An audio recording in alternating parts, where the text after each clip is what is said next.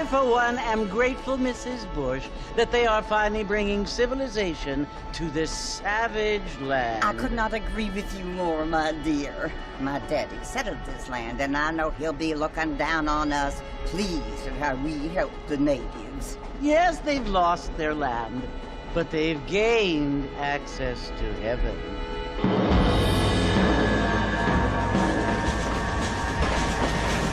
But Father, do you mean unless an innocent receives communion, they're destined to go to hell? It hardly seems fair.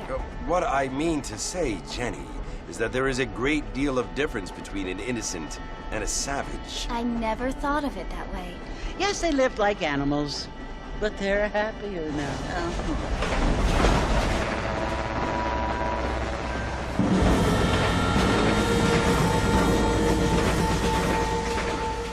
Not only do people now have motor cars, Father, but I heard that pretty soon we will be able to fly. No, only angels can fly, Jenny.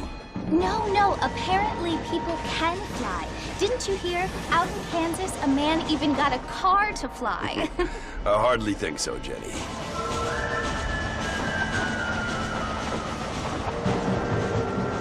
Apparently, Mr. Johns wants to run for governor, which is why he's so concerned with cleaning up the state. Nate Johns. Yes. His family is nothing but hillbilly trash that came here after the war. I don't want to be judgmental, but this state should not be ruled by such a disgusting family. A family without class. Apparently, the Johns family have made a lot of money, and he has a lot of friends in politics. Mrs. Bush, money isn't everything. There are many things that money cannot buy. It seems that money can buy voters, though.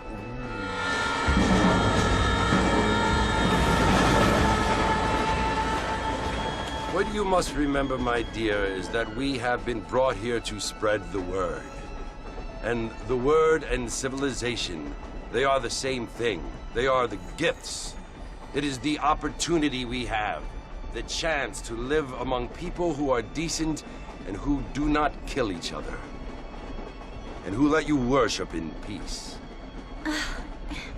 It's so confusing, Father. Sometimes I find it impossible to make the distinction between a loving act and a hateful one. I mean, they often seem to be the same thing. Yes, Jenny, it is confusing. But you only have to ask me if you need help. Indeed. Well, here we are, Mrs. Bush. Armadillo.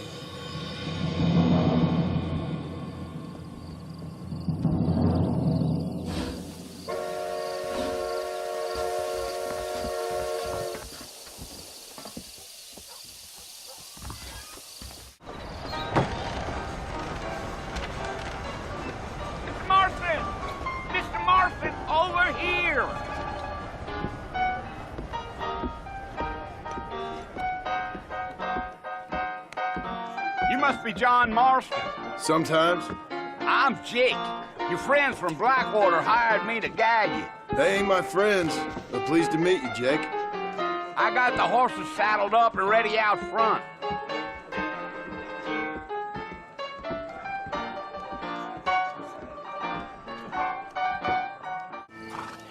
Listen, mister. This here's what's left of Fort Mercer. Some gang rode in and took the place over. So I understand. This is where we part ways, friend. You have yourself a good time.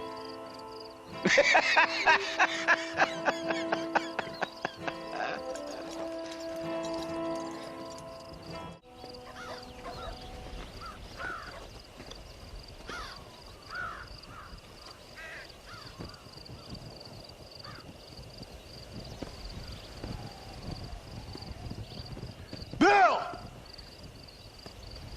Bill, I've come for you! Bill Williamson!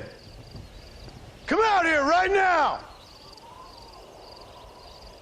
Go away now, John. Don't make me kill you. Nobody needs to kill anyone, Bill. You must think I was born yesterday. You always did think I was an idiot.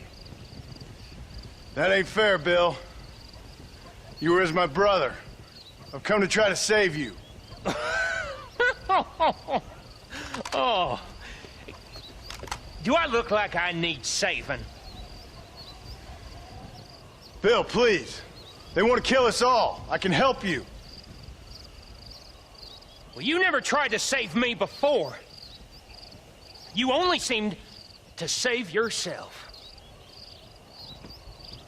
Bill, I implore you think about this. You implore me? You implore me. You always were one for fancy words. Oh. Well, things are different now, John. Now I'm in charge! No more Dutch! And no more you. Implores.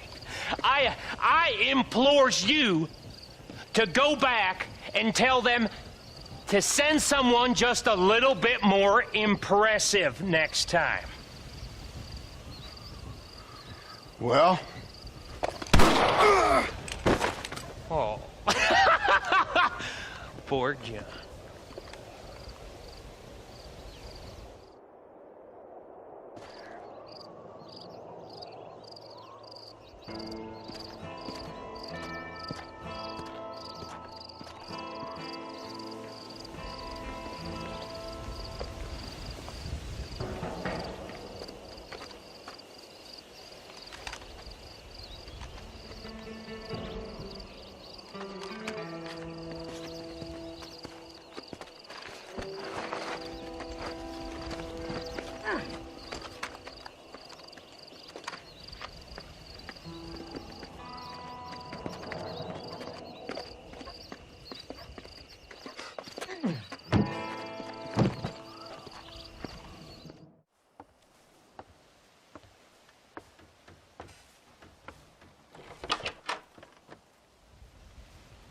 Well, you're alive. So it would seem. So, how do you feel? I don't know the polite word for it. I do. Stupid is the word we use around here. What were you doing? I was doing something stupid. Well, you'll be okay. Once you didn't die, the doctor said you'd be fine. He got the bullets out a couple days ago. Good. It cost us $15. I'm sorry, madam. Should have left me there to die. Did you want to die? I mean, was that it? Was that why you went straight out to Fort Mercer and picked a fight with the worst bandit in the county? To die, Mr. Mr. Marston. John Marston. Bonnie McFarland. Miss Bonnie McFarland. Well, you may be right, Miss McFarland. I don't know. Huh. So what were you doing? Trying to give Mr. Williamson a chance. For old time's sake. You know Bill Williamson? Knew him. Long time ago. Well, what was he like? Dumb. Just like you. Thank you, miss. See my hat? I have. And, what will you do now? Now I'm gonna take my time and go after him the less kind way. Well, that sounds very fun, Mr. Marston. Quite heroic, just like in those penny dreadfuls my brother used to read. Meanwhile, if you'll excuse me, I've got a ranch to run. Of course, if you're feeling better, why not take a ride with me later? Help me patrol the perimeter. You can earn back some of that money we wasted on doctor's bills. Of course. And thank you for saving my life, I mean. Next time, Mr. Marston, I strongly recommend you don't try to lose it quite so earnestly. I'll bear that in mind.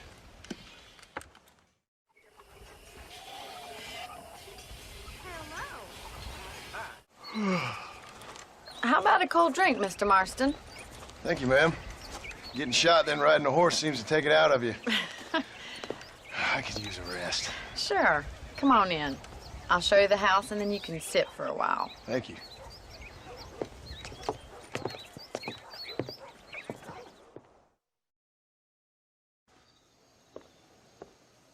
Mr. Marston, Miss McFarland. remember me telling you about the trouble we've been having with rustlers and other undesirables? I do? Will you help me keep watch on the property line this evening? Sure. I want to see just who is trespassing on our land. This is a fine weapon. Come, let's head out. The country is really beautiful at around this time.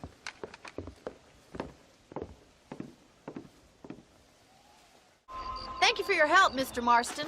Makes me kind of happy I saved your life. Get some sleep and I will see you in the morning. Good night, Miss McFarland.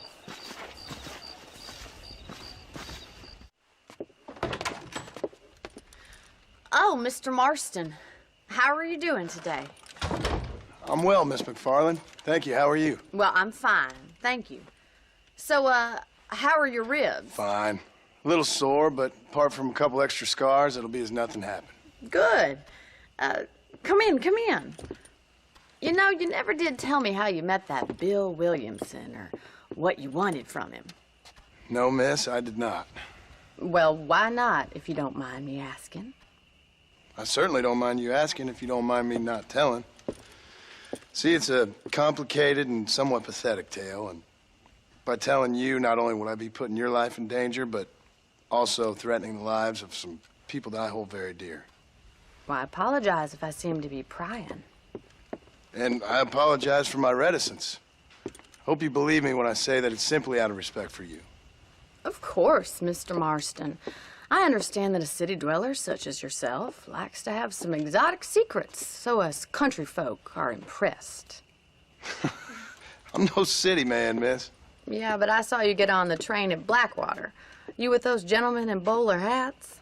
I'm still no city man. But I'll bet you can't ride, Mr. Marston. I hate to take money from a lady, miss. Oh, you won't be. I'll race you right now. If it makes you happy. We'll see.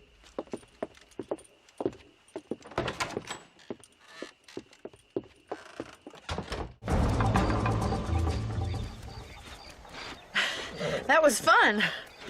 Sure. You know, you should go pay the marshal a visit in Armadillo sometime. I'm sure he could help you deal with that nice Mr. Williamson. Yeah, I might just do that, Miss McFarland. You do whatever you think's best, Mr. Marston. Ah, Mr. Marston, how are you? Good, Miss McFarland. How are you? I'm well. Would you mind riding with me to Armadillo? I've got to get some supplies and I could do with the company. Of course. You can take the reins. It wouldn't do for a terrifying bounty hunter such as yourself to be seen driven around by a woman. So this is Armadillo. Manhattan it is not, but it does okay for us.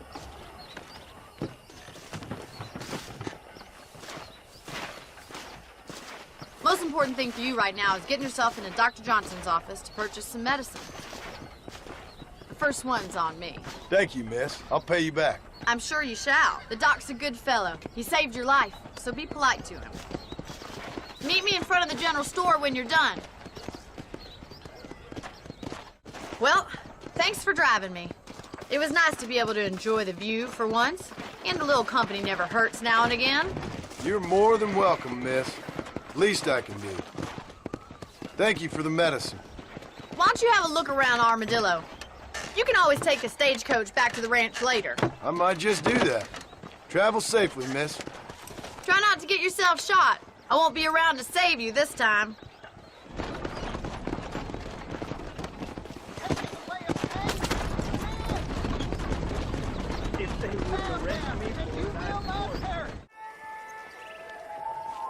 Mr. Marston, I've been hearing about your plans. Have you, Miss McFarland? Yes, from Lee Johnson, to settle here and build a life for yourself. I'm afraid those aren't my plans. See, I already have a life. Well, I had one, and I'm trying to reclaim it. Or maybe what you could say is that I had two, and I'm trying to end one of them so the other can survive. You do so love to talk in riddles, Mr. Marston. Do you do that, I wonder, as a substitute for having anything interesting to say? Probably, Miss McFarland. Oh, call me Bonnie, you fool. Call me Bonnie. Miss McFarland, I'm married. I have a son. I had a daughter, but she died. Years before that, I rode in a gang. We robbed banks, trains, held people ransom. We killed people we didn't like. Bill Williamson was in that gang. Now, if I don't capture my former brother in arms, great harm will befall my family. Now, I don't suppose any of this is very interesting to you, but I hope it explains why I wasn't so eager to talk about it. No, I do understand. I had no idea. You poor man. Even in this new country, memories don't really fade. My father was an illiterate Scot born on the boat into New York.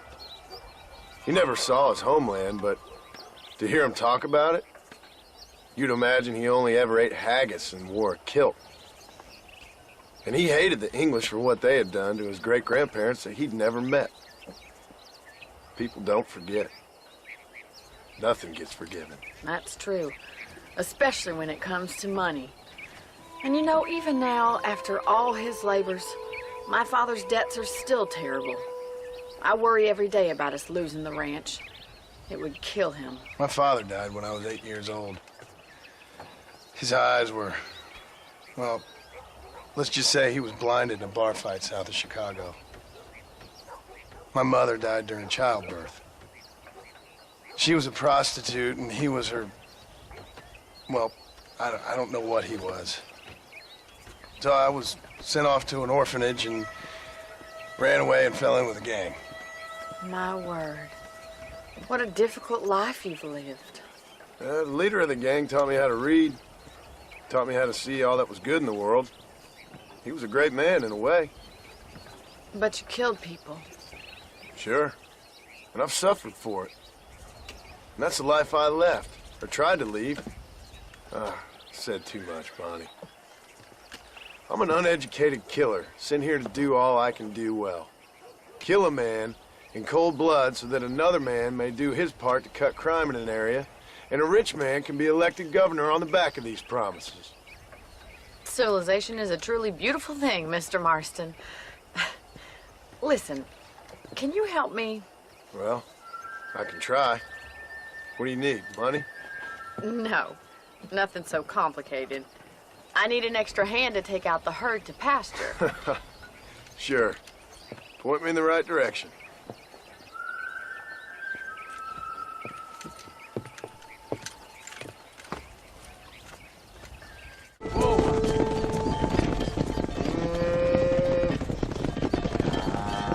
You're not bad with the herd.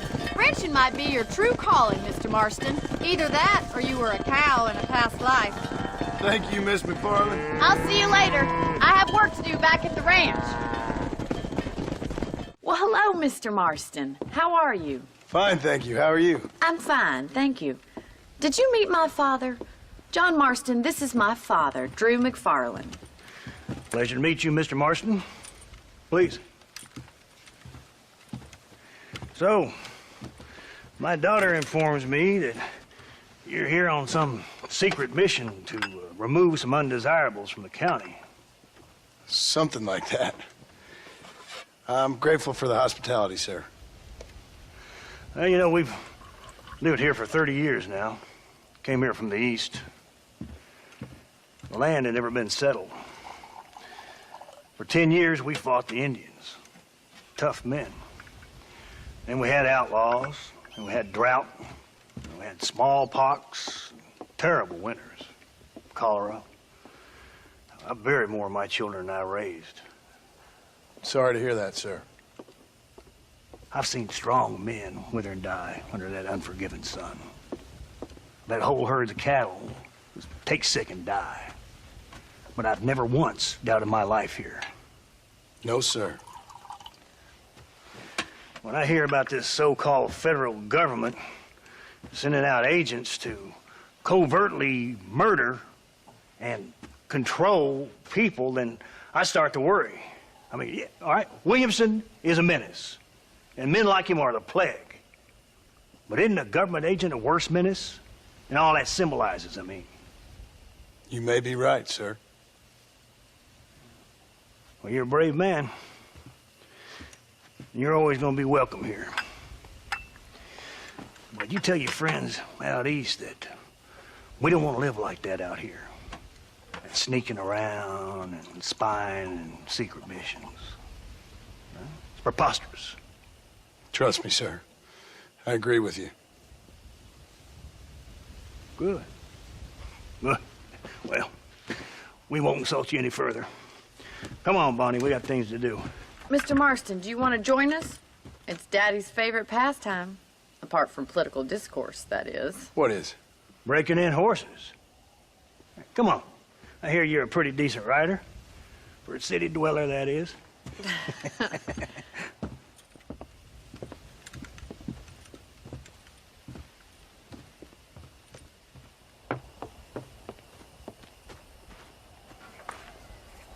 You're gonna need this, Mr. Marston.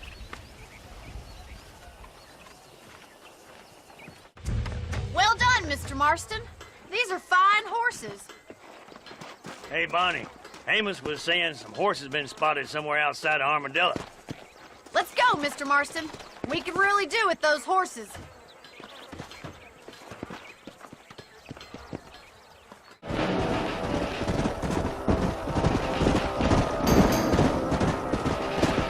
Well, I never. Come on! Looks like we got the lot of them. What magnificent animals they are. Hey, the stallion's getting away! Chase him down and bring him back! Thanks for your help today, Mr. Marston. We got some fine horses. You know, why don't you keep that stallion as your own, as a thank you from all of us? Thank you, ma'am. He's a fine animal.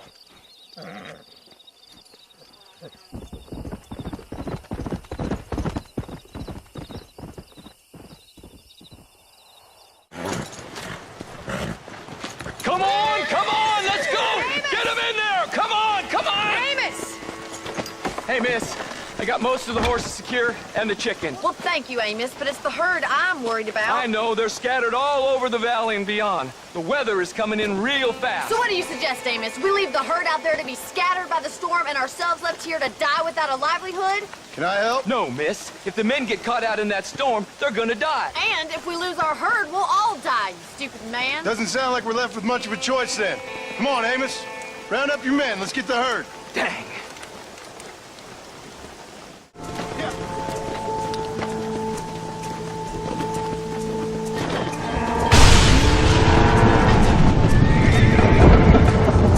There's Spook! We have to stop the stampede!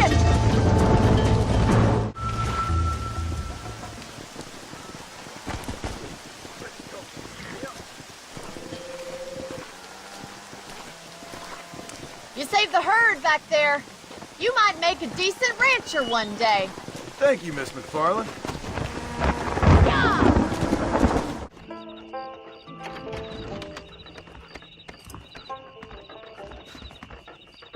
Follow Charlie. He's a good one to sniff out trouble. Hello, John. John Marston. Do I know you? I hope so. I seem to know you. I'm pretty good at remembering faces. Are you? Do you remember Hattie McCourt's face? Who? She was a girl Dutch Vanderlyn shot in the head on that raid on the ferry a few years back. Same one you got shot on. Pretty girl, until her eye was hanging out by a thread of tendon and her brain was plastered over a wall. Not really. Then why would you remember me, friend? You've forgotten far more important people than me. What's your game, friend? I don't have a game, John. Listen, sometimes I just wish I'd known more about life. Wish I'd had better guidance. A friend of mine is drunk as a skunk in the saloon on Thieves' Landing. I think he's gonna be unfaithful to his dear wife. Why don't you head over there and see if you can advise him how best to proceed? What do you think I am? I know what you are, John. Just if you've got the time, friend.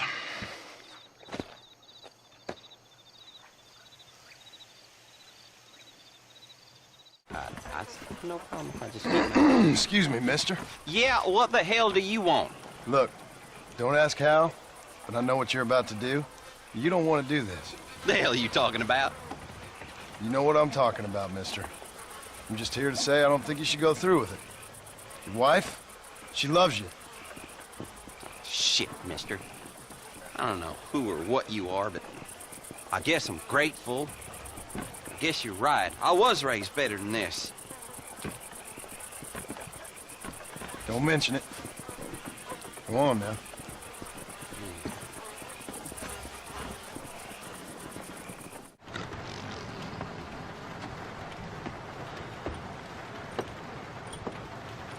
Excuse me. Hey, hey, you got a visitor.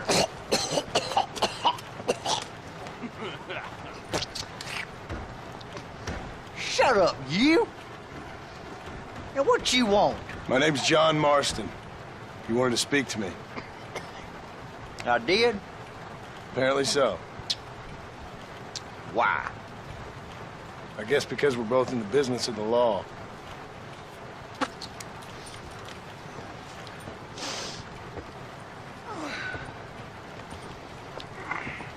You that fella from the train company? No, I'm from Fort Mercer.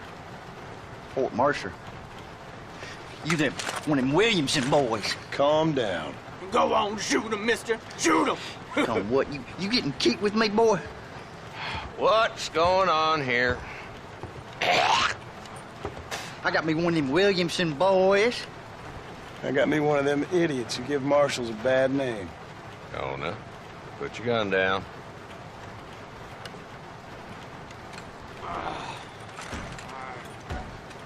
You must be the man from Blackwater. Yes, sir.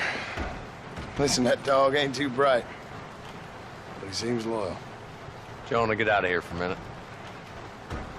Yes, sir, Mr. Johnson, sir. And you? Oh, I done seen enough of your hide around here, friend. I think there's some school children down the way you can go and frighten. Oh, hardy fucking har. What are you doing here, Mr. Marston? Apart from frightening my deputies. I'm here to capture or kill Bill Williamson. Okay. Can you help me? He's outside my jurisdiction. He's in the next county. Of course, Bill Williamson and his boys have tended to keep themselves away from my town. So you're happy to have him out there? Well, I ain't happy, but I also ain't suicidal. My job is to keep this town safe, not clean up all of these 3 counties. It's hard enough around here. You know, I hear you speak, and suddenly I'm reminded of how some of the people I respected most in my life had a problem with authority. What's wrong with you? Well, I'm sure you and your fine friends have enjoyed spending your time running around pursuing noble causes. My cause is to keep this town from turning into a living hell for the folks who live here. The whole world has problems, mister, and I'm here doing what I can. Why? What's happening? Right now, I got the railway, the people who pay my salary, trying to get me to turn a blind eye to them burning down settlements up there. I got a bunch of cattle rustlers out near Box Canyon needs shutting down. Not forgetting the gang that keeps murdering homesteaders out in the back country. And I got a bunch of hoods over in the saloon, drunk, threatening to shoot up the whole town. That's all I got today. But it's early yet. Give me a couple more days. There'll be more. All right, tell you what.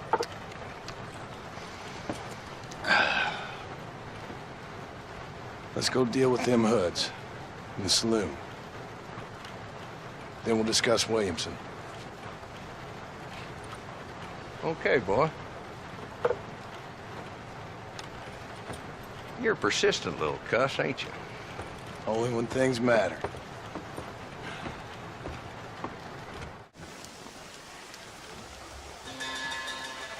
There's the dumb rat bastard now. Let's follow him. See what kind of hole he crawls into.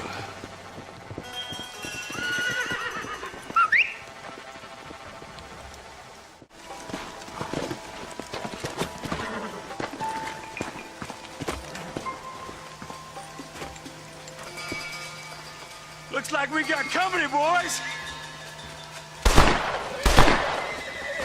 Damn! Take cover! We'll work our way up this hill. Not a bad shot, Mr. Marston. Why don't you check in with me next time you're in town? I don't want to be no policeman, Marshal. Nor did I, my friend. I can promise you that. I'll see you soon, Mr. Marston. Yeah! Come on! Hello? Hello? It's Armadillo 731. What is it with these things? Hello? It's a new line. Hello? Hello? Sounds fun. What's happening? I have no idea. Yeah, if it's important, they'll send someone down like they did with you. Suddenly, the world is full of days. I remember when we first got here. We used to consider people from Dade County to be exotic. Now guys can get here from the Midwest, and they can do it in 6 days. Things have changed. They've gotten away from me. Hello? I don't understand it no more, boy. Honest to goodness. I'm not sure I do. Marshal! Marshal! Marshal! I just been up in the canyon, spying like you said. I think I seen me a couple of them rustlers. I think it was the Ballard twins and a couple of Mexicans. They up there right now?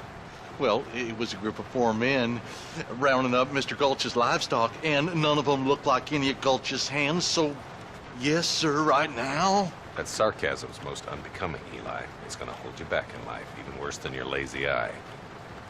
All right, let's go. You ride with us again, Marshal? Will you help me? I will try. It'd be my pleasure.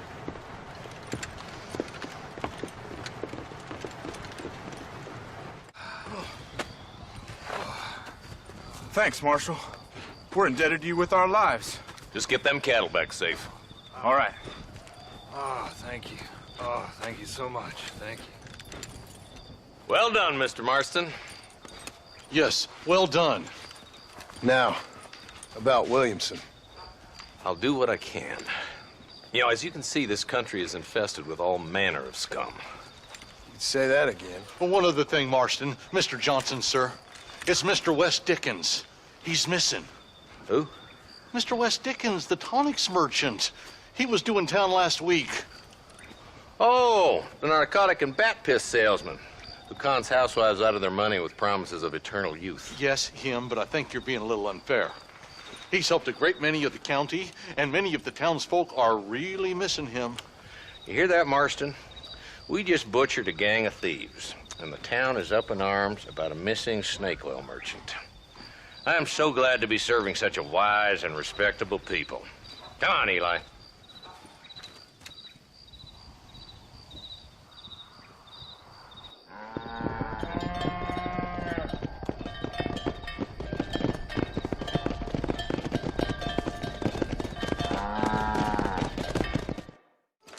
Excuse me, sir. You need help? Mister, you alive? Fuck. God damn it. Good heavens. Excuse me? I said, no, I'm not okay. Do I look like I'm okay? You look pretty good for a corpse. Praise be. Move up, mister. Time to get you to a doctor or an undertaker. Whichever you need once we get to town. St. Peter, open up them pearly gates. I'm coming home. Come on, mister. Come on.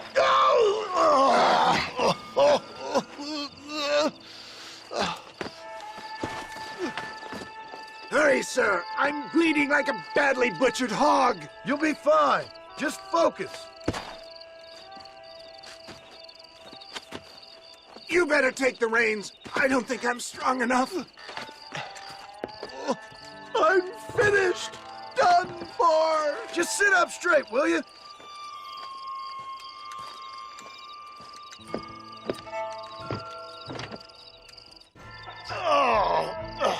Where the devil are we? Armadillo. We made it safe, you'll be happy to know. Thank you, sir. Thank you. You're a gentleman and a true man of honor.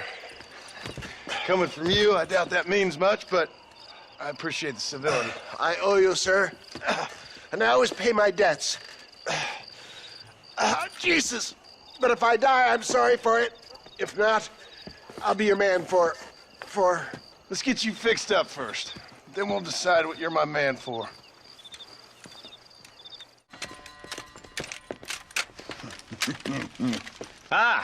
Since you're here, you want to make yourself useful? Not particularly. Listen, son, I know you got a mission. But right now, I need another gun. Why? What's happening? We've had this problem for months with this group of bandits who are getting drunk and murdering settlers. Last night, they went to a big place up near Ridgewood. They burnt the place down, killed the men, burning most of them alive, and raped the women. Women folk then got their throats slit. One of them survived and walked in here this morning. Anyway, we got a posse gathering up near Ridgewood. Will you ride with us? All right. Thank you, John Marston. It's gonna be a bloody job. Huh. I don't think I know any other kind, sir.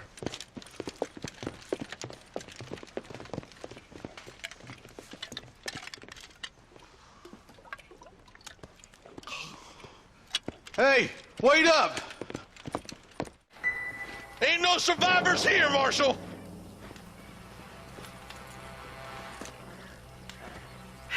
Man, this don't look too good. Somebody was so busy killing people, they went and dropped their gun.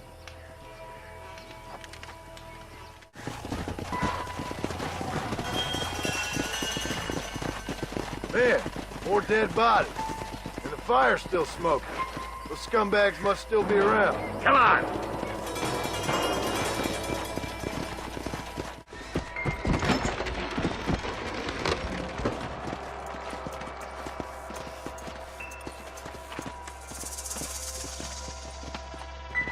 Holy sweet mother of mercy. Please, please don't shoot me. Some bandits came by and took us hostage. They're holed up in the farmhouse. Some of my family is being kept hostage inside.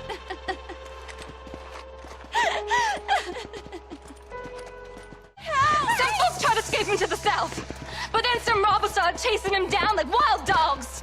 I thought you were supposed to protect us, Marshal. You folk ain't men. You ain't nothing.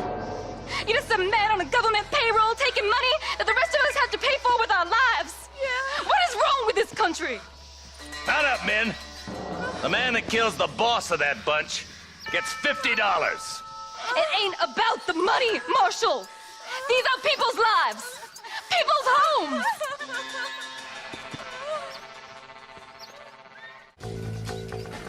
You just walk away now, John. I didn't kill you before, but I sure as shit will now. Get yourself down here, Bill. You know you ain't man enough to stop me. You know I don't want to kill you, but I will. You always did have a high opinion of yourself, John. Dutch always said you were an arrogant son of a bitch. I guess he was about right. Get him, boys! Everybody, take cover! In that shed!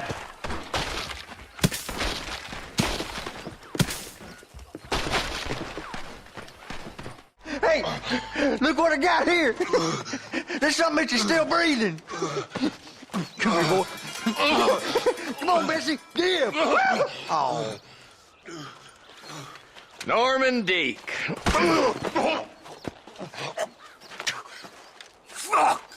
Nice to see you again, buddy. Thanks for your help, John. Norman here is going to help us get to Bill. Ain't you, Norman? Thank you, Mr. Deek. Mighty kind. Fuck you! Hog time. Let's get him to jail. Excuse me, Mr. Marston. Have you seen my father anywhere?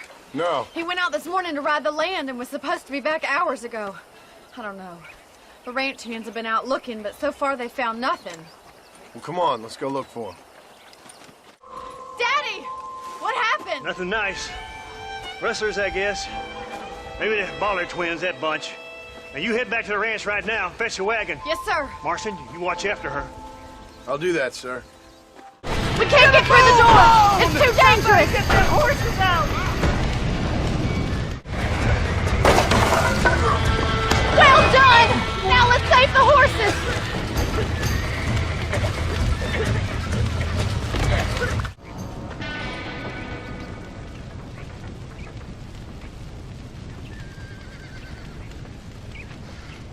You sure know how to handle yourself. Thanks, Marston. Yes, John, thanks. You saved the ranch. If you'll excuse me, I've got chores to attend to.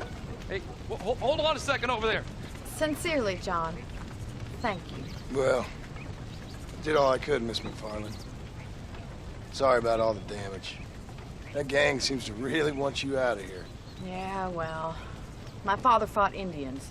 I scarcely think we're gonna be frightened by some white trash. White trash can be pretty frightening. Well, they don't frighten me. Good. John, my family owes you a great debt. I think you got enough debt. You saved my life. All I ask of you is this. If I get back home and get my farm started back up, you'll sell me some cattle. I prefer doing business with people I know. Of course, Mr. Marston. It'd be my pleasure. Well, you get some rest. I've got to go see how my father's bearing up.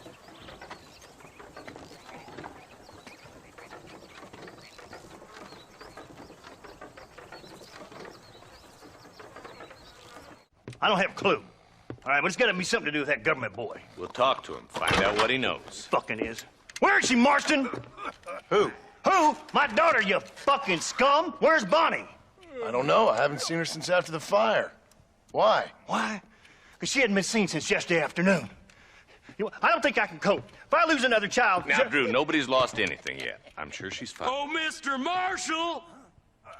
Mr. Marshall! Come out, wherever you are! Who the hell's that? Hey, buddy!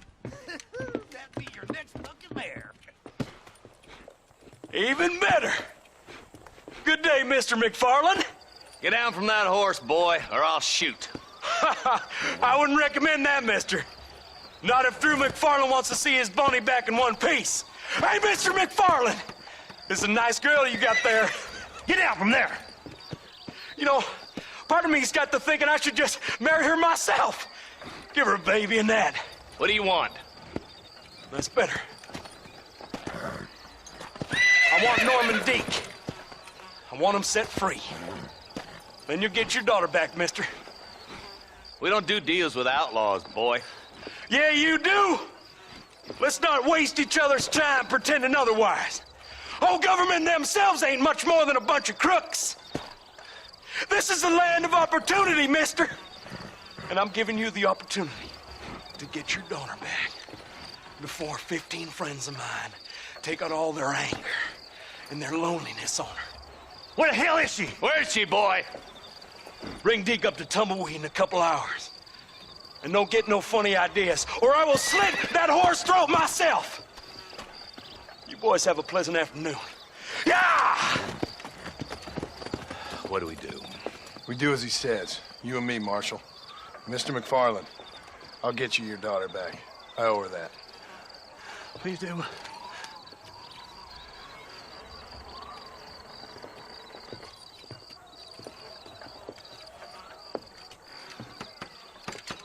I'll teach you some respect for the law.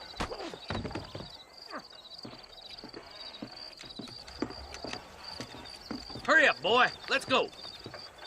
Quick as you can, Deputy. Make sure he's tied on good. Stay with me, Marston. I won't let anything happen to her, sir. Easy there. John, you'll be exchanging the prisoner for Bonnie in the middle of town. Keep your eyes open. I sincerely doubt these scum plan to play fair. Fair my ass. You bet. Besides, Norm here's gonna be my shield, ain't you, Norm? It'd be my pleasure.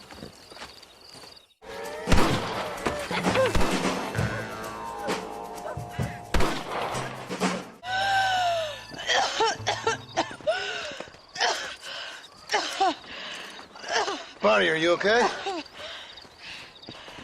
I'm fine now, Mr. Marston. Thank you. Thank you. What the hell took you so long, you stupid man? Well, you weren't exactly helping me. If you think I'm gonna lower myself by making a joke about being all tied up, you got another thing coming. Come on.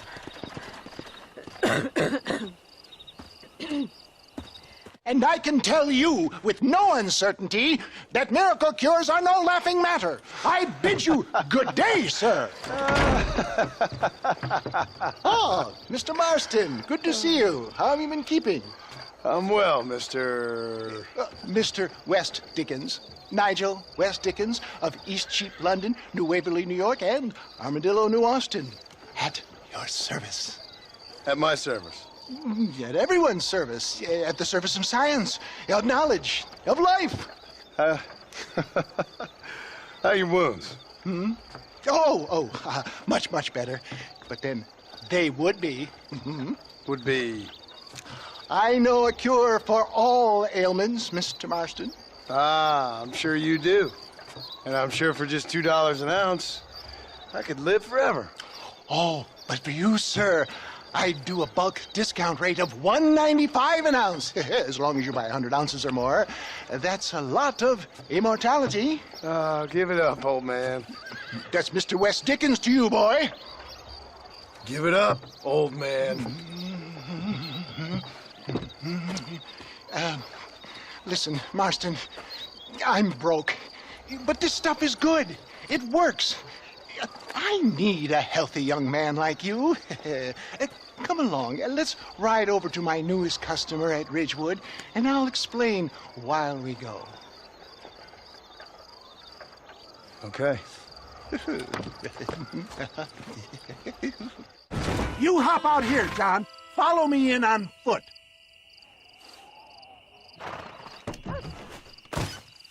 I'll see you there. Be ready to enchant the crowd.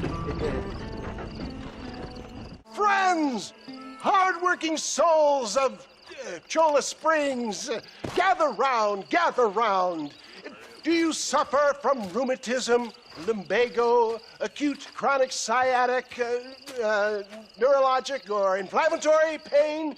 Well, I represent the only company that makes the genuine article that cures headaches, neuralgia, earache, toothaches, backache, swelling, sprains, sore chests, swelling of the throats, contracted cords and muscles, anxieties and ravaged nerves, stiff joints, wrenches, dislocations, cuts and bruises, and it adds vitality and vigor to the healthy man. But can you prove it, old man?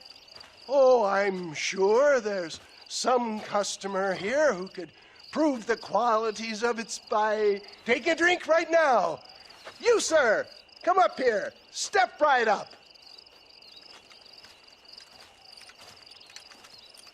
That's the spirit. Ladies and gentlemen, pay close attention.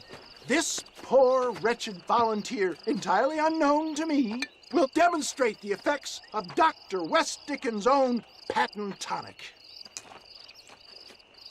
Be you a cowpoke or athlete, this miraculous elixir developed with the wisdom of the East keeps the muscles supple and relaxes the cords. It loosens the joints and gives a feeling of youth and vigor to the whole system. Not possible, I hear you say. Well, doubt no longer.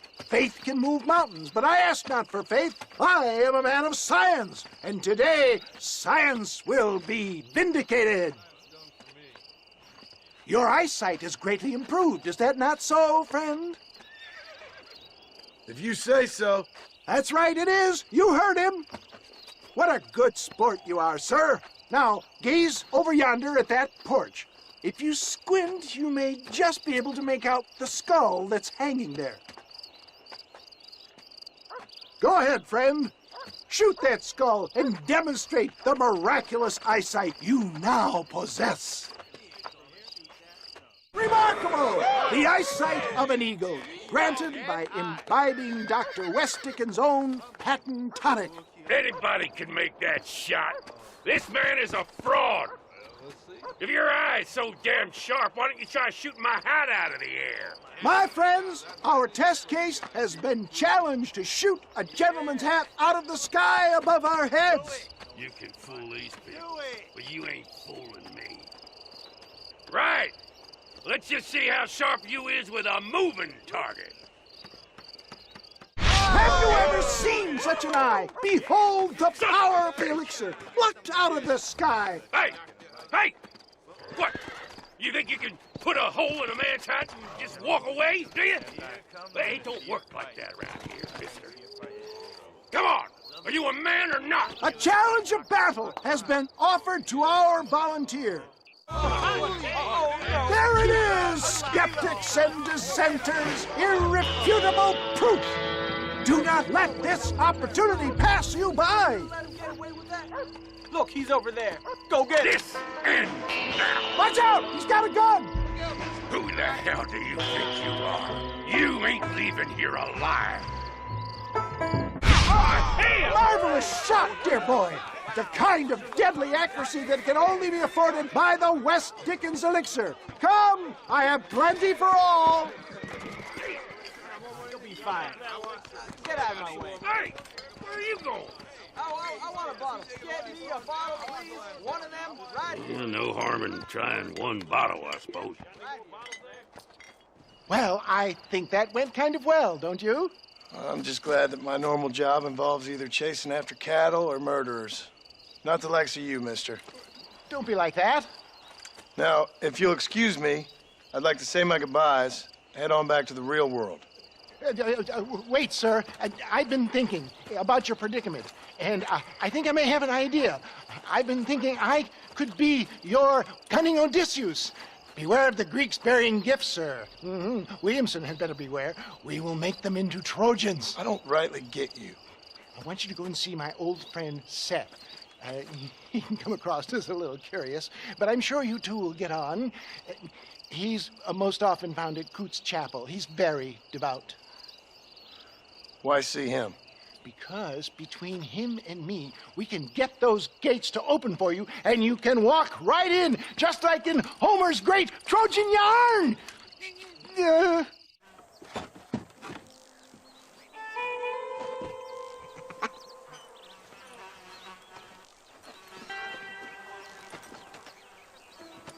Excuse me, are you Seth? Who are you? I'm a friend of Mr. West Dickens. My name's Marston. John Marston.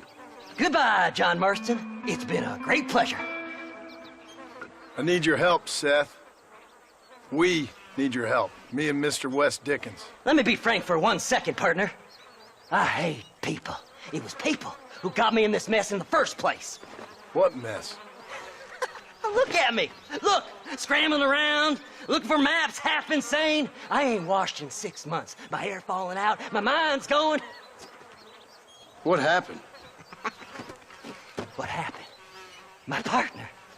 He stole half my map. I never would have done that to him. Never. Look at me. Who did this to you? My partner. My boy, my man. Moses Ford. I don't have the facility to tell you what I would have done for that man. And what I would do to him now. Why? Because he stole half my goddamn map. And what map's that, then? The map, partner. The map that tells me where it is. Where what is, friend? I ain't telling you that. I ain't. Don't make me tell, partner. It's mine. It's mine, all mine. Sure. And where's this Moses now?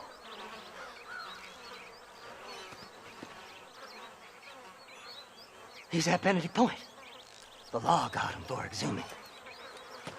Some people, they feel differently. Not Moses.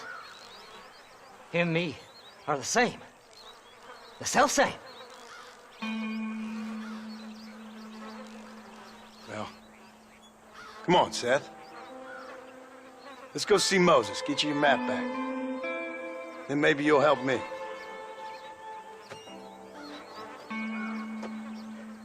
All right, partner. Let's go.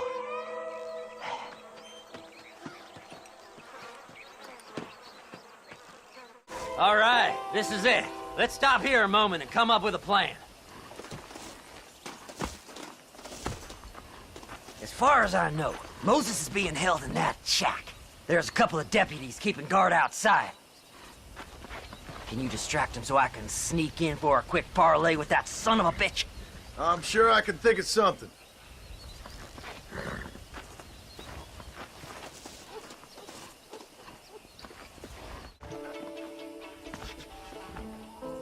Good job getting rid of them clowns. Now keep an eye out in case they come back. Moses? Oh, Moses! You got a visitor! Oh my God, Seth. They arrested me. It weren't my fault. Ah! Get the hell away from me! Get that slippery bastard! I need him alive, though! Moses, you son of a bitch! Where's my damn map? Damn you, Seth! Damn you, Seth! You've always been a twisty little freak. I ain't telling you shit. Ah! Then I'm gonna cut you up piece by piece. Till you find your tongue. Friend, this man's gone crazy in the sun. I suggest you take my advice and start talking. Shut up, Marston! I want to cut into a bona fide man's flesh. Ain't never cut into a live one before. Oddfellows Rest. It's in Oddfellows Rest. Get away from me once and for all. Well, ain't that a damn shame? I was starting to enjoy myself. I think you gone pissed yourself, Moses. Those deputies went and put a bounty on your head. Best we clear it now. Don't need the law on our backs. I don't have no money, but I got me a pardon letter. Here, take it. You earned it for helping me with the Moses. Come on, we can pay it off in the telegraph office. So, mister, thanks for your help. Don't worry yourself with thanks, Seth. Just help me when I come asking. No problem, mister.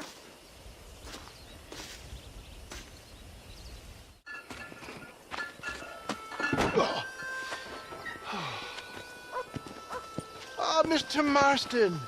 How are you, sir? I'm all right. I met up with your friend, Seth. Oh, Seth of the Dead. Yes, interesting fellow. You don't meet many men these days with the moral fortitude to cut straight to the chase like that, do you? Thankfully not, Mr. West Dickens. Yes, contemporary society is remarkably harsh on professional exhumers. But did you know that in ancient Egypt, it was an art form valued more highly than literature? I believe Seth comes from that school of thought. How very interesting. Look, you thought any more about our plan? Your plan, dear boy, your plan. I am merely the help, not mercifully the arbiter of wisdom. What you are, dear boy, is the man whose life I've saved twice now. A man who sells lies and deceit to unwitting people. A man who, if he doesn't help me, I won't think twice about putting a bullet through his skull, feeding to the vultures myself. You see, Mr. Marston, you have the exterior of a violent man, but the soul of an angel, and that is what I think I cherish most about you. That's what I thought. But before we can attend to your particular problems, we need some extra lubricant to oil the machinery of business. And this being America, that lubricant with which we concern ourselves is money. Money? What are you talking about? Oh, we need weapons. Armor plate for the wagon, extra hands, and I need some danger money. So, let's sell some more of these cures. Sell cures? Around here? Do you want to see me lynched? Oh, no. The sport of kings. Racing, my friend. The sport of kings. A noble activity without reproach. Exactly the kind of activity where a lying, cheating degenerate like myself can prosper. But come, let's finish the loading and we'll discuss it as we drive.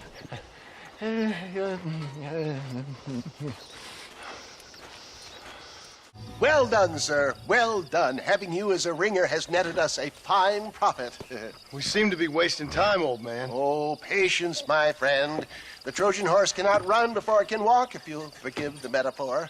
Next, we need to procure some grand and overwhelming firepower. And for that, you need to contact an old friend of mine. Goes by the name of Irish. Irish? Yes, he's an interesting kind of fellow. He usually can be found in Armadillo or some other town around here on some bacchanalian revel or such. Great. An alcoholic arms dealer. What could be better?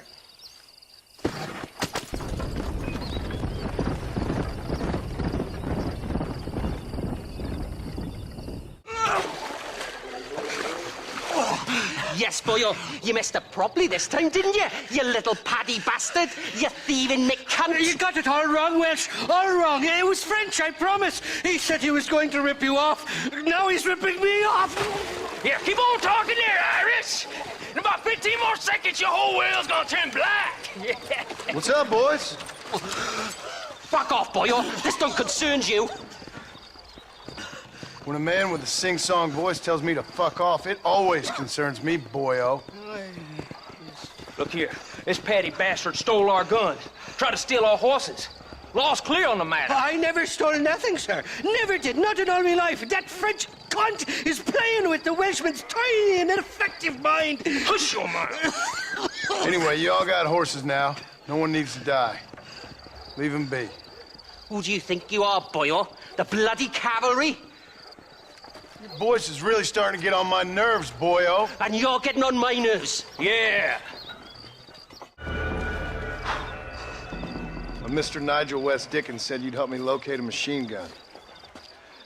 And since I just saved your life... I can't thank you enough for taking care of those two degenerates. Untrustworthy, poor in personal hygiene, lacking in the finer qualities of a gentleman. What about the gun? It'd be my pleasure. She's magnificent, government issue. It'll be a bit of a ride, but we'll get there soon enough. Follow me, fella.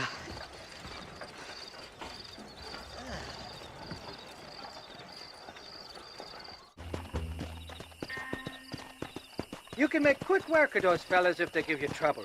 The gun's stored just inside that shack. What about you helping me out? I'll cover you from the ridge. I'm better from long range. It'll be a piece of cake, fella. Trust me. It's not here. That lying sack of shit. Seth. Hey, John. Hey, partner. You what you need? Ready to help me? Not quite. Not quite ready. Yeah. You see, I wasted a bunch of time looking for that last bit of map. And I got to thinking, Moses was a liar. And I imagined myself doing all kinds of unpleasant things to his corpse. And then I realized... Realized you were sick in the head?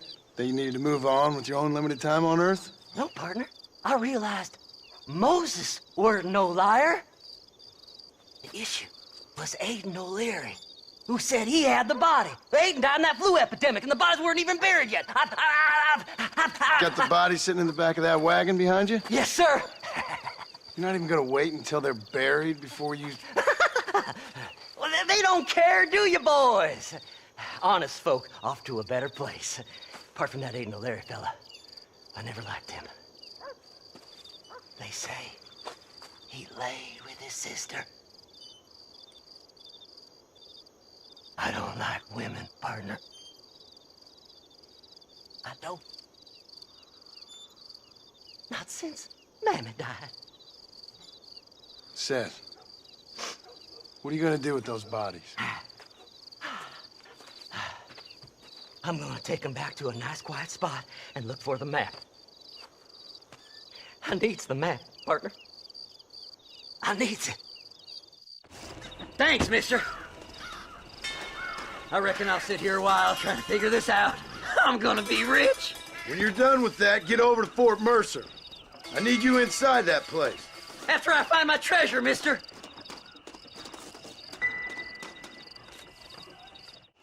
Oh, it's like that, is it?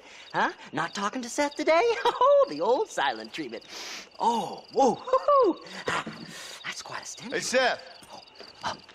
Seth, come back here. Oh, hey, partner. I was just looking for you. Looking for me? What? Over there? How you doing? I'm good. Well, see you later, partner. Where you going, partner? Nowhere. Okay. Nowhere wouldn't happen to be where that thing you're looking for is kept, would it? No, sir. No, sir. Come on, partner. Okay, I was just fooling.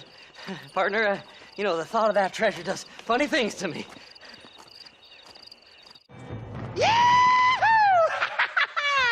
Finally, I see the light at the end of this very long, long tunnel. Seth's gonna be rich after all these years. It's silk sheets and Parisian whores from now on, mister.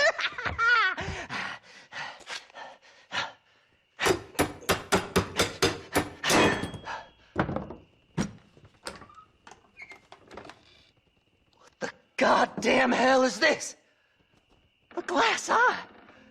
I'm sure whoever that belonged to treasured it very much.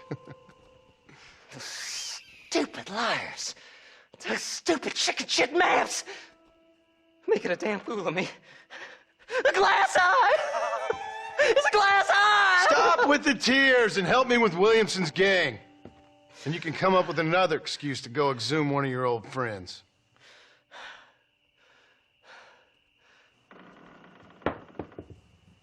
Hunting dead man's treasure ain't done me no favors. Sure. I'm ready for the living. I'll see you and Mr. West Dickens over at Fort Mercer when you gentlemen is ready.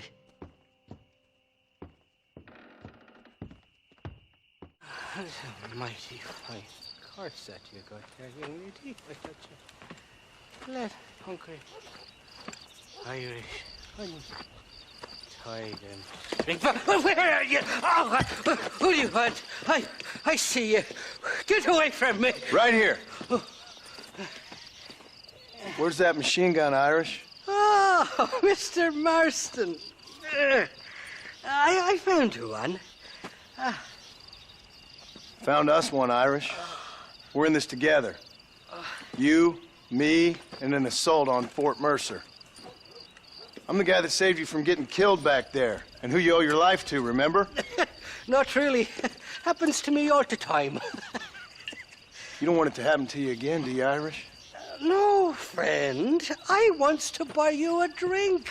I wants to tell you how much you means to me, how special you is. And I want to tell you that if you don't produce a Gatling gun within the hour, you'll wish you'd been killed back there. It's the whiskey, sir. It gives me the memory of a newborn babe, as innocent as can be.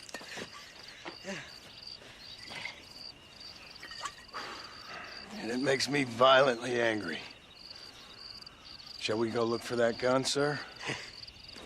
Yes. Let's do that. Stop, damn it!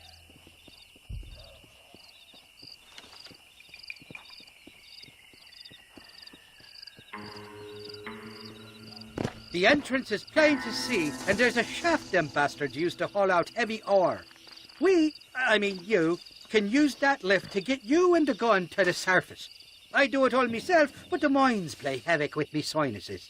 I'll find us a fine place to hide these horses, and then return with a borrowed flat wagon. I'll meet you at the mouth of the mine shaft. And Irish, I strongly advise you don't run off this time.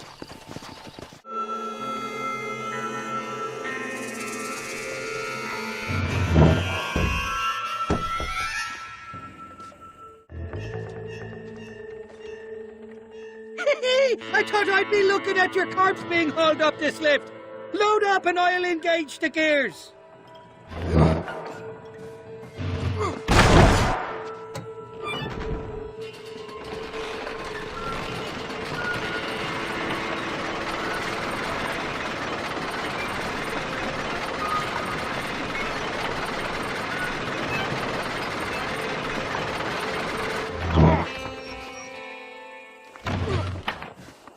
there she is. What a beautiful weapon.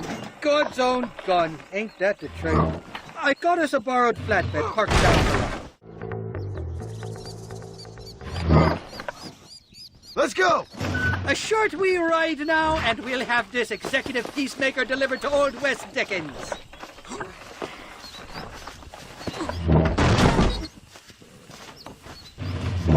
Just make sure it doesn't fall off on the way.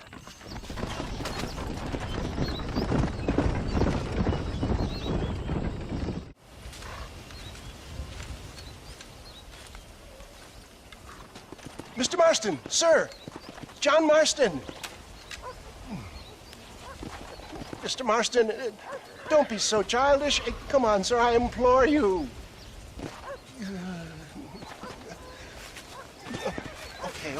Okay, so I made a few innocent mistakes when last we met. But my plan is still sound. Together we can conquer, if not the world, then certainly Bill Williamson. But first, you need me to do you a favor? You read my mind. I can only deduce you've been taking my tonic, sir, as instructed. It can give the most ordinary of intelligences a remarkable insight. I'll give you insight. I'll show you what your guts look like. Please, sir, this show of petulance is nothing short of embarrassing. Think for a moment, sir. Think. I'm thinking about how much of my time you're wasting. Sir, I am about to do something which I greatly discourage in all wise and rational men. A selfless act for you. But, sir, before I act selflessly, allow me to act selfishly and sell some of my wares. Fair enough. Oh, good, sir. Come, and let's go visit some of our fine friends in the other oil business we have here in Plainview. These men need all the help they can get.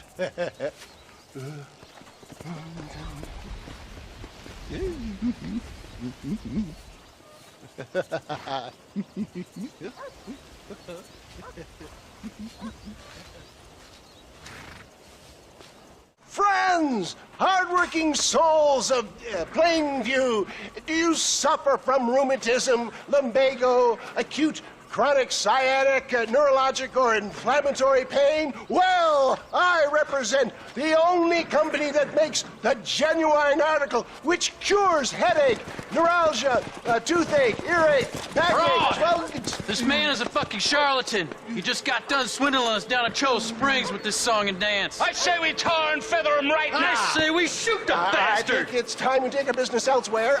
I apologize if science is not your forte. Good day, one and all. It always impresses me with the speed with which a group of men can turn from passive sheep into murderous wolves. I'm impressed with how you nearly got us killed back there. Yes, perhaps we should shelve the tonics business for a period. What say we try our hand at racing again? There's a meet at Rathskeller. You're trying my patience, Mr. West Dickens. Well, I'm sorry, dear boy, but I'm only an aging vendor of exotic elixirs, not the bloody U.S. cavalry. And forgive me if matters take some time to prepare. Mr. West Dickens! Ah, Mr. Marston. How wonderful to see you, sir. How wonderful. Are we ready then? Yes, sir. Nearly, sir. Very nearly, sir. I just need some cash to get some extra hardware fitted to my old Trojan horse here. You what? Never mind, sir. I can only presume that you have not enjoyed the benefits of a classical education, so I will not take umbrage if some of my illusions sail over your head, sir.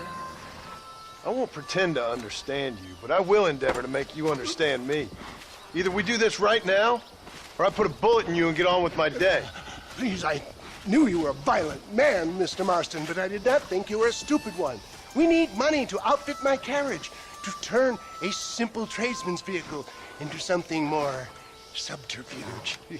And I'm about to tell you how we are going to gain said cash. Now, I know that you ride very well. So come, sir, to Rathskeller Fork. He came, he saw, he conquered. What a fantastic spectacle, John. Let's take a moment to bask in the glory of our victory. Have we got enough money now? All right. Yes, once Seth and Irish have furnished their side of the bargain, I think we should be ready. Quite a team we've assembled, don't you think? A bunco, a grave robber, and a drunk. How could things possibly go wrong?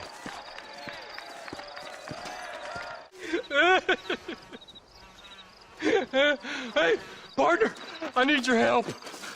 You and every other fool around here. No, they took her. They took my love. They stole Jeb's heart and they took her away. What are you talking about, friend? They took my love. They took Jeb's loves by them gangsters. They hide out of Tumbleweed. Can you help me, partner? Partner, can you help me? I doubt it. But if I head up that way, I'll see what I can do. Help a fella out, partner. Have a soul.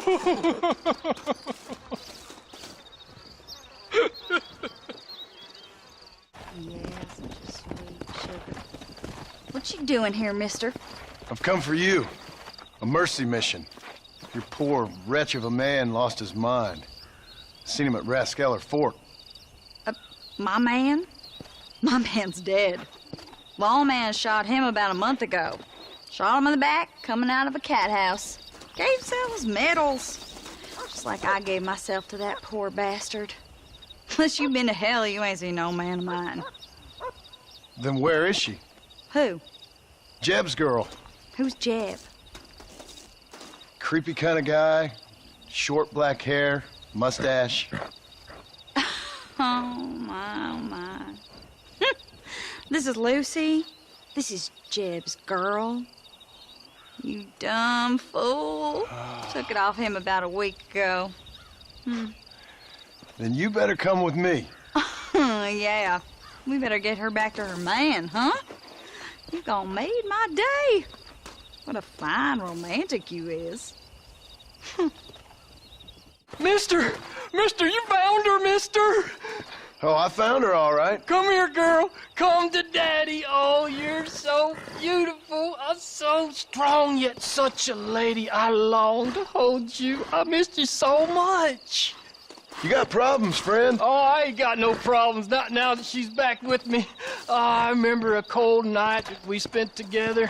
Every night's been cold without you, my sweet thing. Oh. I thought I was sick in the head. I told you he was funny, mister. Life out here does that to people. Oh. I should know. My daddy kept goats.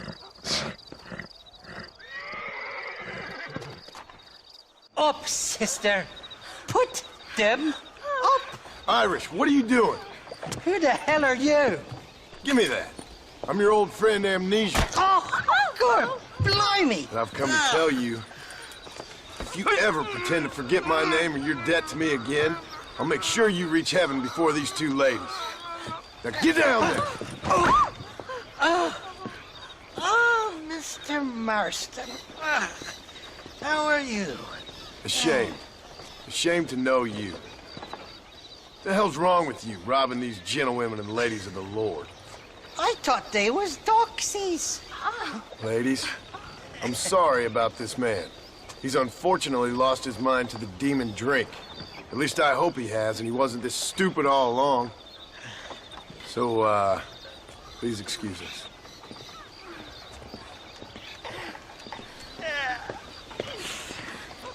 Now, Irish, that Gatling gun doesn't work. I find that rather upsetting, don't you? Oh, heartbreaking. Which is why I was just coming to see you when the drink got the better of me. Come on. I know where we can find the parts for you. Mother-fucking Mary. Shaky's made the arrangements, and he'll... Oh, shite. Sounds like Shaky's only gone and got himself found out. All right. Now all we have to do is find out who you work with. You hear me? Shaky, you wretched fucking son of a whore. Suck my again! Oh! Labor relations don't sound like they're exactly at an all-time high. You sneak in and get poor Shaky loose. I'll go get the wagon. Good luck, Marston. He's a good man, that Shaky.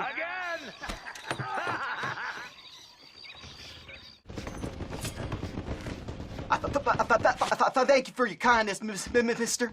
I thought I was dead, man. My kindness is only as good as the bullets you can fetch up for me and your friend Irish. Let me down, and you'll be a dead man. It's gonna be one hell of a fight. Now we're even. Half even, Shaky. You still owe me for them morphine pills to calm your nerves. Shaky. You'll get your half. More, you dirty fucking snake. All right, gentlemen. Let's go. Fucking. Fuck. Oh, my virgin ears. Impressive, Marston. We'll have West Dickens's wagon rigged and ready to go soon enough.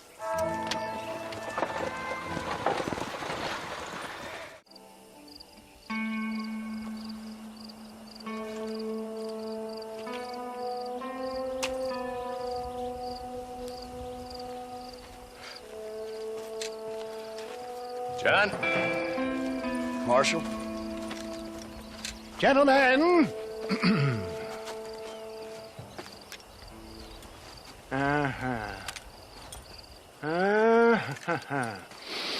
It's time. We must go. Why? What's happening? Seth has managed to get himself inside. But we can't leave it too long, or they will soon realize how very curious he is and remove him from the premises. Or slit his throat and watch him bleed to death. But for a minute, he will delight and amuse them. That's when he'll get us inside. Okay. Marshals of the law, when the shooting starts, take that as your cue to start awarding each other medals. Huh? I mean, take that as a cue to get inside and clean up the mess. Oh. All I care about is Williamson. It is vital we stop him. Agreed. That man is a stone-cold killer. Williamson's a proud fool. The question is which will win out between his pride and his instinct for survival.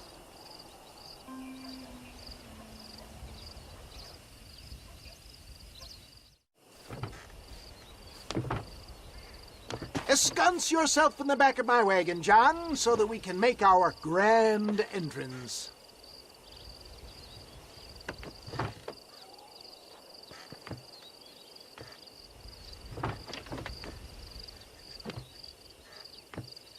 Come on. Let's go!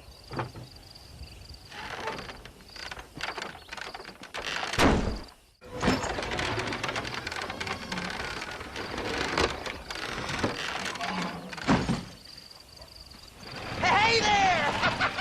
Come on in! Come on in! Welcome to my humble abode! Come on! Yeah! Greetings, my good men. What would you say if I said immortality was at hand? What would you say if I told you I could teach you to fly? What would you say if I told you I could turn a man into a beautiful woman? Impossible, yes, once, but no more. Gentlemen, I bring you wisdom from the East. I have here in this wagon some of the finest goods, the best medicines, and the newest inventions available for you and your families. Exotic trinkets from the far reaches of the earth, elixirs that give vigor and strength. And for you men of physical skill and athletic physique, this miraculous elixir can keep the muscles supple and relax the cords. It loosens the joints and gives a feeling of vigor and freshness to the whole system. Why, some men have reported to me that after drinking it for 1 month, they can chew through steel. What the hell? It's a trap! Quit laughing at me.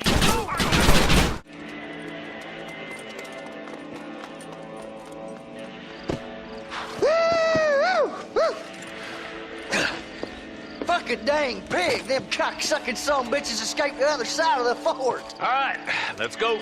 That's the last of them. We still can't find Williamson anywhere. Hey, it's the snake oil guy! Gentlemen, let me in, for goodness sake! That fool must be hiding. Men, it is time to start tearing this place apart and find out where he's cowering! A sense of urgency here, please. Open the gate! It's the snake oil guy! Get the goddamn gate open and lock it behind him! Oh, we've got company, gentlemen. These scoundrels have got reinforcements riding this way. Oh, my good Lord above! There must be 100 of them!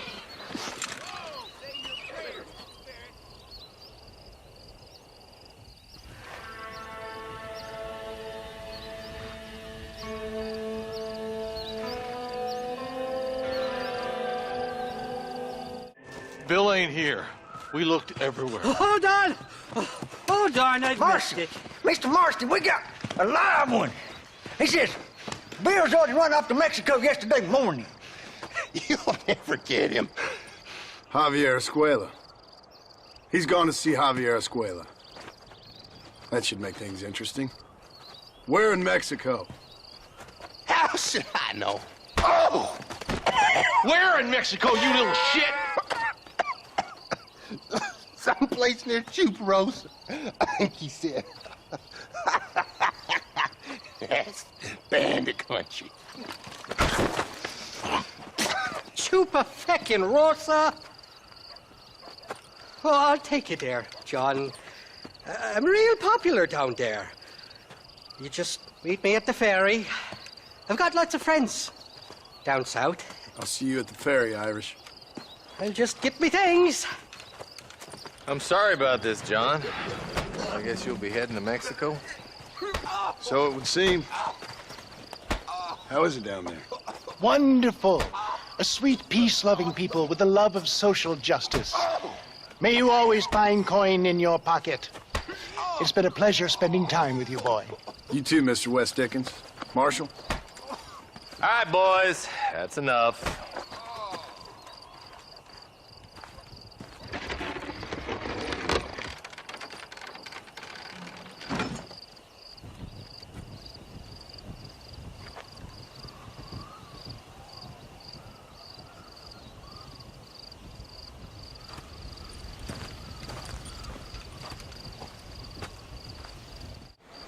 Yes, well, that's what makes you such an interesting fellow, Mr. Irish. Ah, Mr. Marston, I've come to wish you well. How are you, sir? I'm okay. It seems that our friend Mr. Irish here is well connected south of the border. Oh, it's true. They love me down there. It's like a second home. I've got more friends than you could shake a stick at, should you so desire. So you know the way? Oh, it's easy. We just get on me raft here and let the current sweep us away to paradise. Come on then, Dovey. I'm not sure your idea of paradise and mine are quite the same, Irish. Relax. We'll have a great time and we'll find your man Williamson, no bother. I hope so. Hey, come on now. Look at it this way. I know we ain't exactly old pals, but, you know, have I ever done you wrong? No, but not through lack of trying. Hey! Well, you boys have fun down there. I shall miss you, John Marston. Thank you. Where are you headed? Oh, me? Oh, London or Paris or maybe Peking. I'm a traveling man, sir. This land is much too small for the likes of me. Well, try not to get yourself killed. Oh, well, yes, we men of science are not a very loved bunch in this land of myth and superstition. I'm off to the civilized world where men like myself are revered and given medals. Ha! Have fun. The same to you, sir. The same to you. Oh, these horses look fresher. Whoop! And healthy. Before you degrade these poor fools any further, tell me where I'm headed. Of course, of course. Let me think. You do know people down here, aside from your friends who welcomed us on the way. Yes, I think so. I was real drunk last time I was here, John. You know how it is. I met an American guy, saw him shoot a man, drank with him in the village of Chuparosa. Funny guy. Or was that Canada? No, that was Canada. Guy here, not funny, but he's real nice. Failing that, you could try the provincial governor, Colonel something or other. Some Spanish name. He's based out of Escalera. I played 3-chord stud with him. Or was it 4-chord Monty? I forget. He was a real nice chap. Or maybe he was a real bastard. I was real drunk last time, John. Well, thanks a lot for your help. Oh, let me guess. You gotta be on your way. The famed hospitality isn't what it once was, and I've never been known to overstay me welcome. So off I go to greener pastures. Good luck, John. You're an angry and a feck ugly man, but not a bad one. Con el otro. No interrumpas, pendejo, la dejé en la casa. Y les digo, de aquí para acá, chingan a su madre. Cállese, güey. Y de aquí para acá, son pendejos.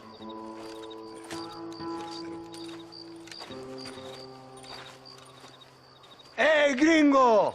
¿Hablas español? No, sir. Pardon, pero yo habla un solo poquito español. Poquito. ¿Habla English? Oh, sí, gringo. Hablo mucho inglés. Sí. Hablo filthy fucking bean eater. Hablo slippery little Mexican. Hablo little piece of shit.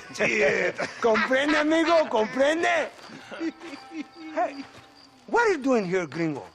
I don't remember inviting you to my country. I don't think you did, amigo.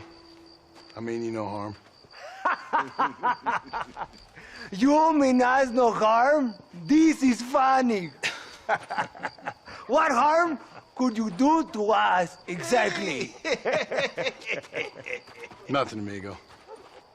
Now, I appreciate the welcome committee, but I'd hate to spoil a beautiful afternoon on such beautiful land with any further unpleasantries. Now, if you'll excuse me. Hold it, gringo. I think you're forgetting something. A little taxation. I have a large family. Very big. I too have a family, friend. So that we may see our families again, I suggest we part ways amicably.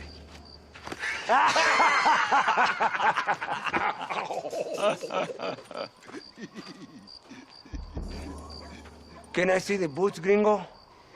I think you can see him from where you're standing just fine, senor.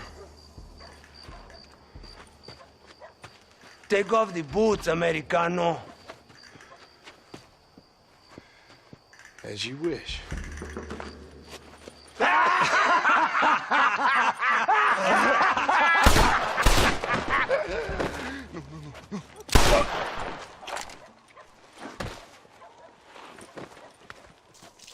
Oh, very good. Very good indeed, sir. What a great way to improve border relations. An illiterate farmer crossing the river, coming into their civilization and butchering the local peasants? Thank you very much, sir. Don't mention it, old man. You kill peasants, you become a peasant. I never aspired to be anything more. A socialist, huh? No wonder you left America. I'm many things. Most of them bad. But a man of political principles? No. Well, then I fear Mexico may not be for you, sir. Don't you worry about me. Oh, but I do worry. An angry man a long way from home, a man who handles a gun as sloppy as you.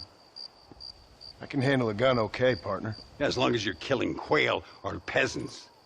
But if you have to face another man, you don't stand a chance. And you do? Can show you a few tricks. Come with me.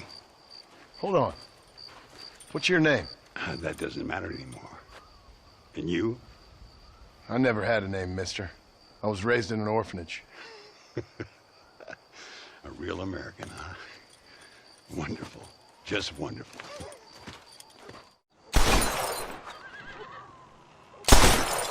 Well, you won't make it in the circus, but you can shoot. Keep on practicing.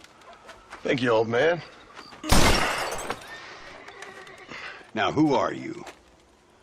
No one interesting. Who are you? Landon Ricketts. Not a name that means much anymore. Means a little. You were famous when I was a boy. Yeah, killing men's a strange kind of fame. I was the fastest in my time. I must have been.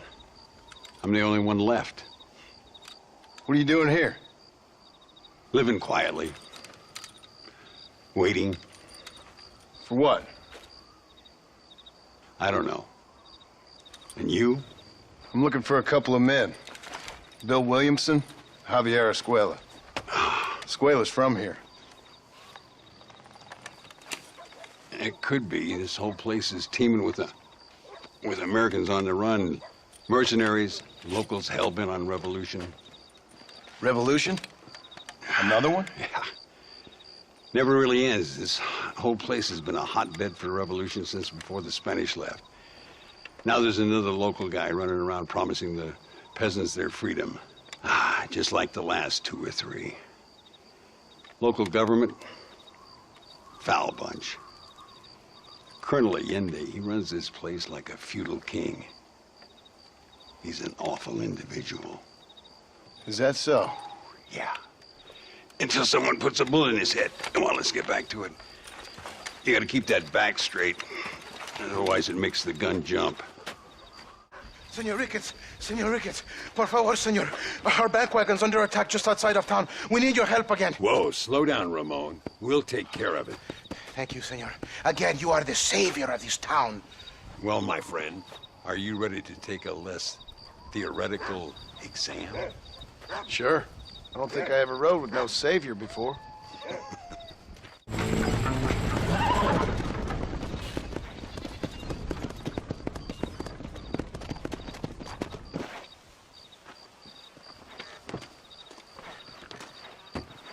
Sano y salvo. Nunca podré agradecer lo suficiente. Buy me a whiskey later, and we'll call things about even. Muy interesante. Gracias, amigos. Mr. Marston, how the devil are you? I'm fine. How are you, Mr. Ricketts? I'm good. I'm glad you're here because these men were just telling me about Mr. Escuela. Javier Escuela? Emilio, let me ask you something. His nombre is Javier Señor Escuela? Is Javier to see? No sé, señor. He doesn't know. I got that bit. Ask him, was he about 5'8"? Mustache? Did he have an American in tow? A big American? Emilio, Estabacon, Grande Americano? Yo no sé. No. Again, I got that. But they do have his sister. Emilio's, I mean. She's a fine young woman, a teacher, a human being, not the clothed vermin so many people seem to have turned into. Tell him I'm sorry. When a man's family is involved, you need a little more enthusiasm than mere apologies. I have enough worries, sir. This man's problems pain me, but they're not quite my own. Those who sit on the fence make a choice in their own way. Don't you think, Mr. Marston? Of course. And what about you, Ricketts? A man living in the past? Man who ran away from home? What choice did you make? I'll tell you what choice I made. I'm a fighter, sir, and I'll fight to the end. I think we should get going.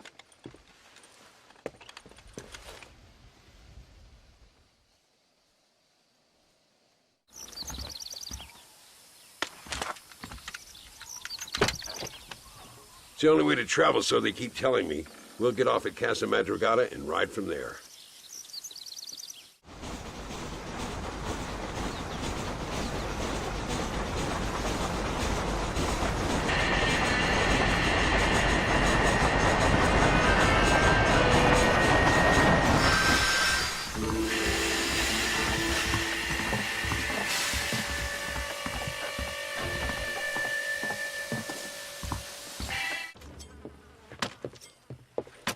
Carlos. See? We're here for Luisa. She's still being held up in the caves? Yes. She's still up there. Who's the cowboy? We're here to help. Muy bien. I can distract the guards. You and the gringo can get inside. Let's do it.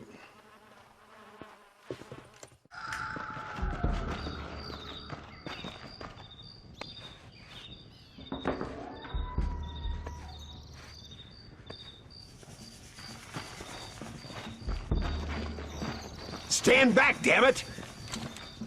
Here goes.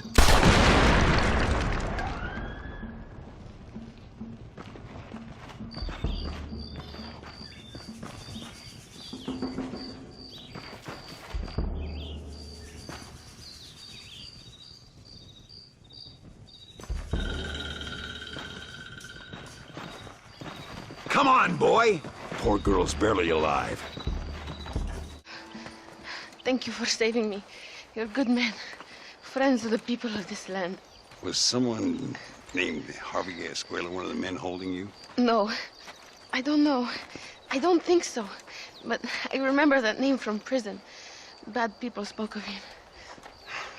I told you, John, he's still in Mexico. Okay, then. I guess we'll keep looking. Yeah.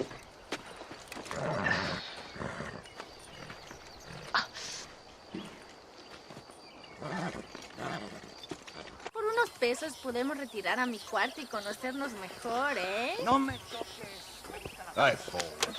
No tengo nada. Gentlemen, I thank you. Oh, yeah. Hey, Mr. Marston. How you keeping, sir? Just fine, thank you. And you? Oh, very well, sir. Thank God my wife died. Unlucky in love, lucky in cards. Garzon, champagne for everyone. Keep playing, Mr. Ricketts. Oh, I'm sorry, Herr Muller. I'll keep playing you in servitude for the rest of your life on Earth, if that makes you happy. Yes, I shall indeed, sir. Well then, your deal. Oh, Marston, would you like to join us? I don't think so. I'm just gonna have a drink. Oh, come on. Sit down. Sit down. Okay, then. Gentlemen, hey. Na mach schon!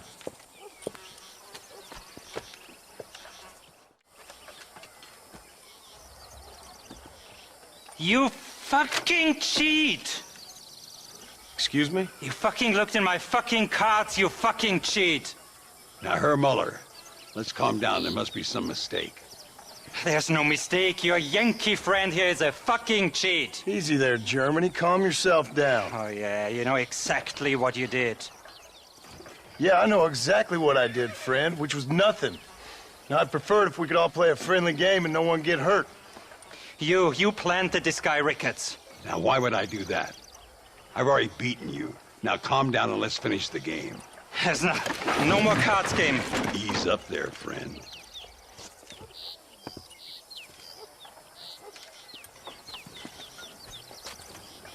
There must be a name for this. An impasse, sir. An impasse. We could all die, here and now. I'm not fighting you, Ricketts, but the Yankee him I don't like. He's done you no harm, Muller. He's done me no good either. Outside, winner takes the pot.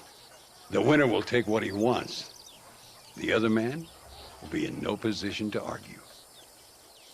Sanchez will be my second. As you wish, Germany. As you wish.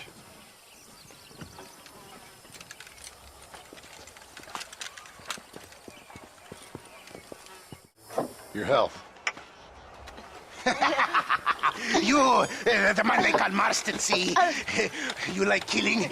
Watch me cut her throat. Nice friends you got here, Mr. Ricketts. Do you, Marston? Peleamos ahora, We fight now. Well, I must say, you tourists certainly bring peace and prosperity to this land.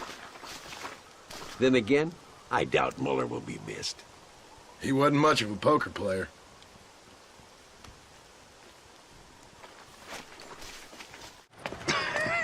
Hey, Gringo. Mr. Ricketts. Come on in. Sit down and have yourself a drink.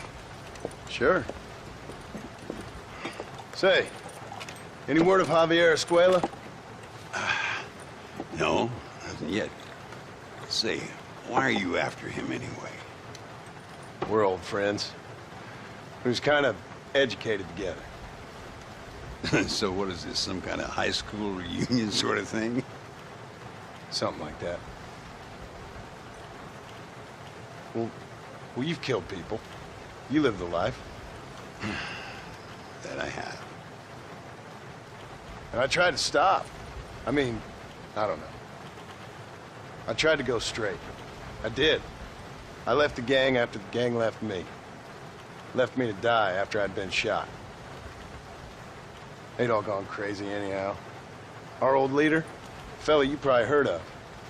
Anyway, he more or less lost his mind, went and shot a bunch of people unfair like. I got shot in a robbery. They left me, and I left them. Well, that's how it goes.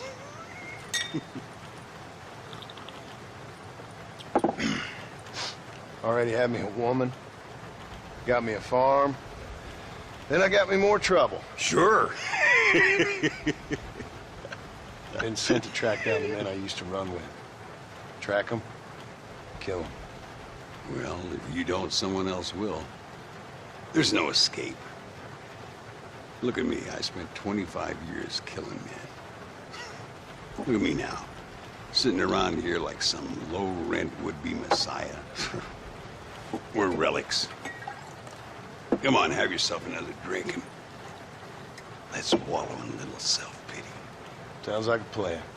Your health. Mr. Ricketts! Mr. Ricketts!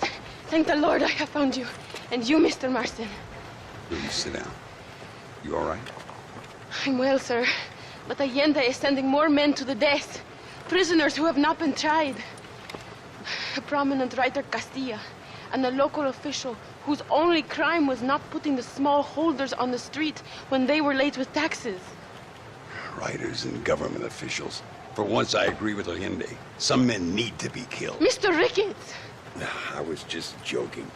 Where are they? Out near Escalera. Let's hang up our self-pity and go shoot ourselves some bad guys. It'll be all right. Thank you. Both of you.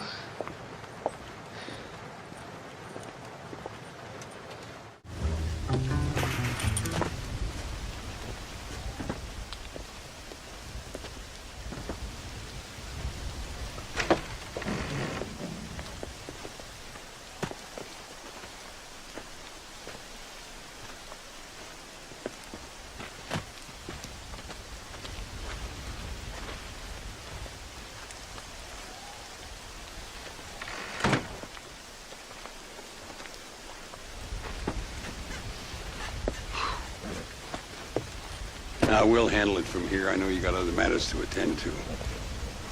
It's been nice riding with you, Mr. Ricketts. And you too. You took me back to another time. Talk to Luisa. She'll help you, and she's well connected in that other land. I hope you find what you're looking for, Marston. You know what I'm looking for. If you say so, Marston. If you say so. What do you want, gringo? What are you doing here? Have you heard? There's a war going on. My name's John Marston. Been sent here to retrieve a couple of men. Can I speak to your commander?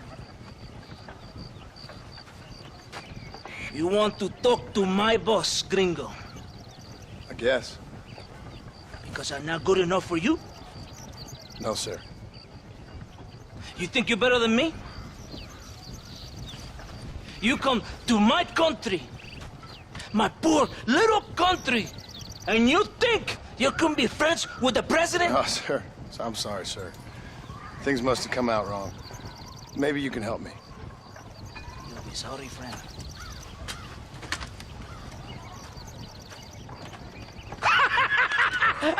Relax, amigo, relax. How you? Sure. Somewhere between a threatening stare and the soldier's arm to the teeth? Yeah. Yeah, you had me. Welcome to Mexico, amigo! Let's come meet, drink, and then we'll talk. My name is Capitan Vicente de Santa. John Marston. My country is in pain, John Marston. Terrible pain. The rebels have seized the people by the throat and destroyed a way of life. I'm no politician, sir. And I am no soldier, Aquila. But we are both beholding to our time. A brave man, perhaps you have heard of him. Coronel Allende. He's trying to preserve the order in our province. To keep our civilization alive. But it's tough. The people are confused and usually swayed. Sometimes in the service of what is right, you gotta do terrible things. It breaks my heart. I also am no moralist, sir. I wish I enjoy your freedoms, Mr. Marston. I'm trying to find a man, an American, an outlaw named Bill Williamson. I believe he came here to seek protection from another outlaw named Javier Escuela. You're no moralist, but you hunt outlaws? So it would seem. You heard anything of these men? I am the government, or what is left of it. Outlaws seek each other. They're possibly hiding with thieves and killers who pose as freedom fighters in the hills around here. They're united under one traitor named Abraham Reyes. Where could I find this Reyes? If I knew, I would be there, hunting him with everything that is true within me. Reyes finds you. Like cholera. Something like that. But it's possible, though. My men are trying to lure him into a trap. Possibly you could ride with us. And if everything goes okay, I'm sure the Coronel will help you. Okay.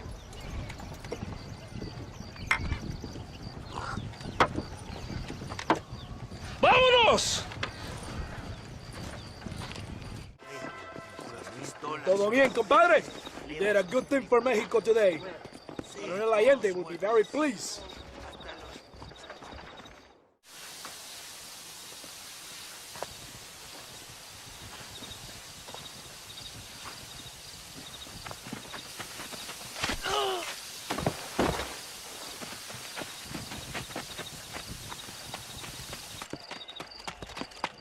¡Los rebeldes están robando el tren! ¡Levántese, perezoso, que para qué le estoy pagando! Marston, you're gonna have to do something. What? You have to go out there and start the train before it crosses the bridge. Yeah. ¡Todavía levántese! ¡Usted también! Y allá atrás, muévase. ¿Qué les pasa a usted? ¡Ay, Dios mío, levántese! ¡Ya mismo!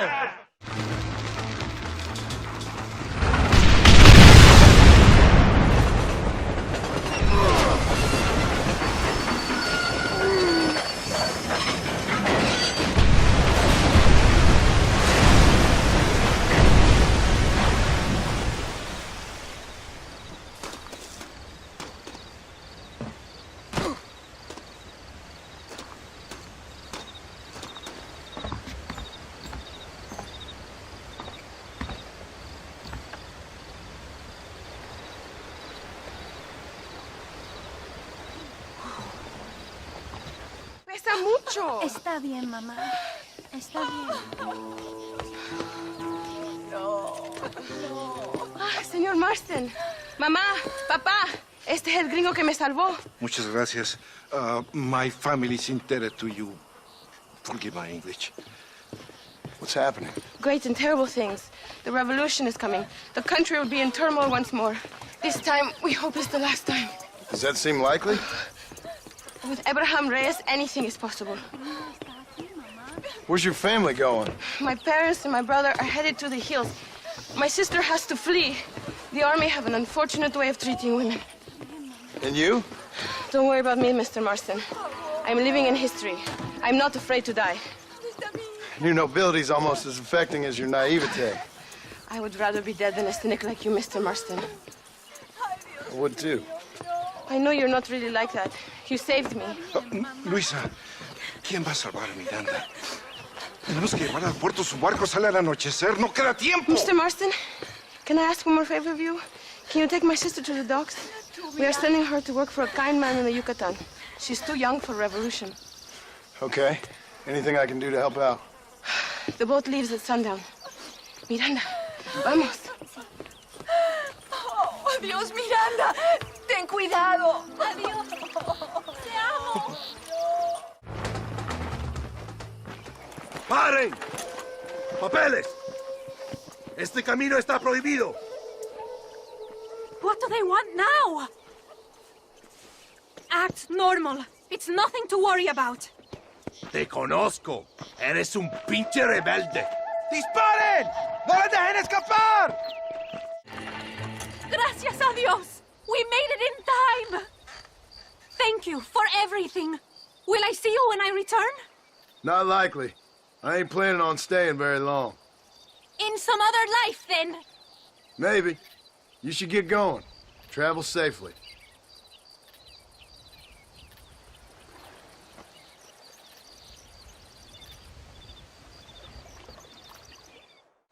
Eres llorón, maricón. Me das asco. Hablas lealtad, pero eres transparente. Estarás aplaudiendo cuando mi cabeza está pelado, ¿verdad? No, mi excelencia. Mis hombres y yo estamos trabajando noche y día por su honor. ¿Honor? ¿Qué eres, un muchacho? Jovencito, sin vergüenza. ¿Qué diablos es este cabrón? That's the man who helped us defeat Reyes. The man I spoke to you of. A friend of Mexico. Hello, sir. Hola, gringo. So you are the bounty hunter, huh? Have you found your prey yet? No, sir. Perhaps you come to hunt me, huh? Your country loves to make trouble in mine. Perhaps, but it isn't so. Perhaps I should tie you to a horse and let it drag you around town. Or let the dogs fight you, huh? Then see what you say. I'd say the same thing. I'm here to bring two men to justice. Nothing more. Your politics or ideas of entertainment are not my concern. Yeah, I suppose not. Pero son tuyos. Sinceramente, espero que me encontraste alguna compañía más interesante que esa bruja que me traíste anoche. Let me ask you this, sir. Do you know anything of the men I'm looking for? Escuela is from this province. His father was a borracho, a drunk who worked as a laborer on land cultivated by my uncle. Men like that are natural allies for Reyes. My people have lived and worked here for 100 years. We brought civilization. And these people, these fucking monkeys, despise us. We brought them God! And they turned their back on him. Now I fight to help them from themselves, to save them from themselves. I see in their faces that they would kill me if they could. They see only a tyrant. That is the way it is. These people need a ruler. Well, sorry to hear that. Sorry? Why be sorry? It is a way of mankind. A fight between two forces. Que será, será. What will be, will be. But I know one thing, Senor Marston. Force, force, must be used if you're to have your own way. I'm sure. Now, perhaps you can do me a favor while I find these men for you. After we find the men, then I'll help in any way I can. You are in no position to negotiate. Now, por favor, a bunch of these idiots men are fighting at Tesoro Azul. Now you head there and you lend your support.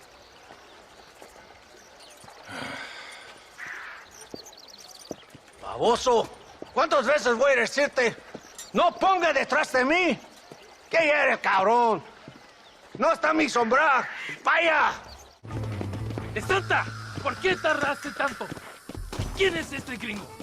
Octavio, por favor. Cada hombre ayuda. I hope you fight better than this little girl, gringo. Come, let's have some fun.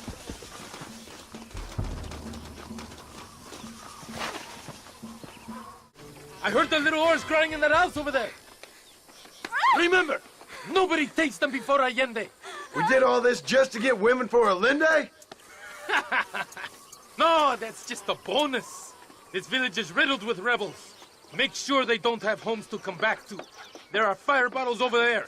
Use them to burn down some of these houses. And what makes you think I'd do that? You want to find Javier Escuela, don't you? John, you're helping Mexico. ¡Vámonos, muchachos! ¡Buen trabajo!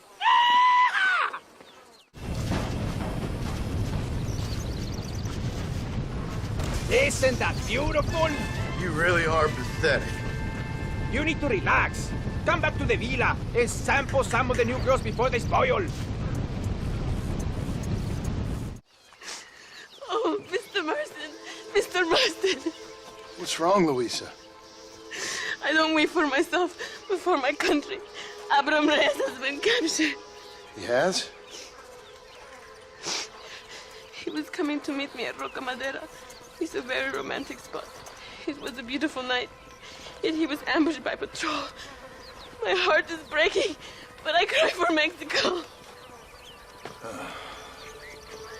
Where's he being held? El Presidio. You know, in our hearts we are married already, but his family do not approve. How could they, when I am little more than a peasant girl? But that's what makes Abraham the man he is. He doesn't care for their bourgeois, snobbery, or elitism.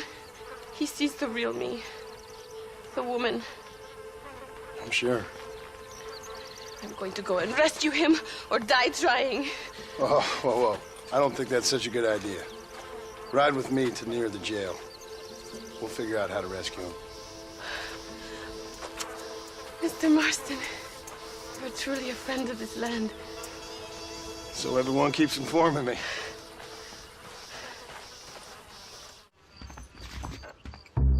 Louisa sent me. We have to meet her by the river. ¿Qué? Louisa, the girl you're marrying. Oh, yes. Such a devoted thing. El amor de mi vida. Abraham, Mr. Marston. Oi! The revolution will live on thanks to you. Yes, indeed, John.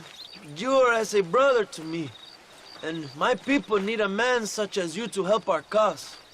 My ranch is in Agave Viejo, and let me say, my brother, that we await you. Well, best of luck to both of you, but I need to find 2 men so I can return to America.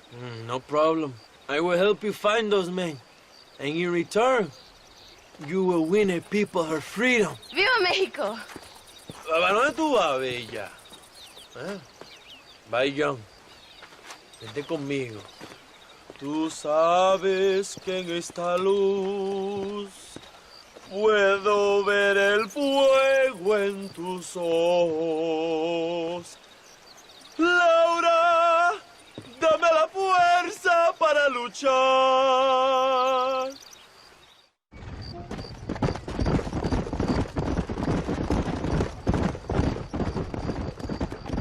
Mr. Marston, ride with us. We've been betrayed. What's happened? There's no time. Ride with us. Then we'll find the man you seek. Come. ¿Dónde carajo están los otros que necesitamos? ¡Nos van a masacrar con estos pocos! Rebeldes que tú y tus hombres se habían encargado nos atacaron. Ten cuidado con ese tono de voz. Master, come on. Ignore the stupid ape. Shut your mouth off his boy! Gringo, take that sniper rifle over there. We have men's work to do. Hombre, lo que sea, mujer. Amigo, ¿qué pasa? A killer like you deserves fine women and wine. The best pleasures Earth can give a man. I need some information, DeSanta. All in good time. My man and I will finish our business here, and we can talk back at Escalera. The next time I see you, I need some answers, Captain. Go get drunk, go get a woman! Enjoy life! It's a beautiful struggle! Ándeles lindas y patrióticas. Dale, que ustedes son putas y lo saben. Por favor, no me obligues. Oh, mi amor, nadie te está obligando a hacer nada. Solamente quiero que animes al hombre que va a salvar a tu padre. ¿Tú quieres a tu padre, cierto que sí, linda? ¿Ah? What's going on here, Captain DeSanta? Just a little recruitment. Nothing for you to be concerned about. You boys using women soldiers now? Our costumes are none of your concern. Apparently not. ¡Santo mariconcito! ¿Me encontraste algunas chicas? Ay, mamacita, ¿dónde has estado toda mi vida? Ven, mujeres. Ay, me gusta. These two patriots were keen to make your acquaintance, the Coronel. Fantastic. I love patriots. Hey, Sergeant Marston, you here to fight the war? And we shall make a patriot of you yet. I hope so. Any word of those men? Oh, yes. I heard they were riding with Reyes. I wanted to talk to you about it. De Santo, hable con él. Tell him what I wanted.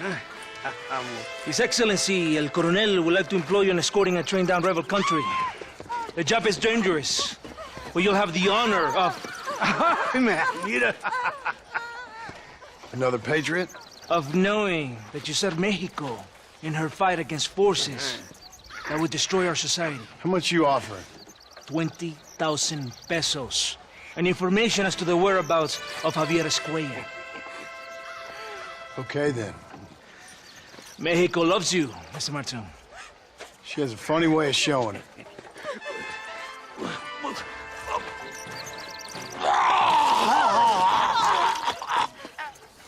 Hurry! We must go!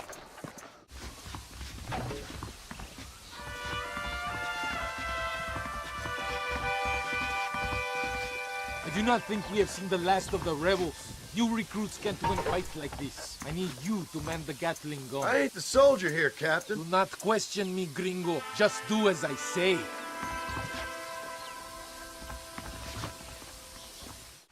Senor Marston, thank you for your efforts. The escort was a success. At least some of your men survived. I didn't think to survive myself. My whole life I have dreamed of a glorious death. Vamos! Rapido antes que nos ataquen otra vez. These socialist pigs cannot be allowed to win. Your Marston! Good news, good news. The Coronel himself wants to speak to you. Come. Dámelo, dámelo, besito, besito. Don't be so conventional. Look at that ass, huh? Magnificent. I'll save her for later, or I'll kill her and all her family. They're probably rebels anyway, huh? Anyways, it's good to see you, amigo. Good to see you. You know, you are a rare find. A gringo who is also a friend of our country. Bienvenido. We welcome you. Okay. Relax, relax. I have some wonderful news for you. Quite wonderful, in fact. You know the men you hunt? They have been captured in Chuparosa. I want you and De Santa to ride out there, and then you can take possession of them. It is my gift to you for all your help, senor. Although part of me wishes that you would remain here and enjoy more of our hospitality, huh? Thank you. If it's all the same, I'd like to collect the men. I have a wife and son at home whom I miss. Don't we all, amigo? Don't we all? De Santa, I want you to take care of Senor Marston. Vámonos, cabrón, go! Adelante! Mi amor! Mi amor!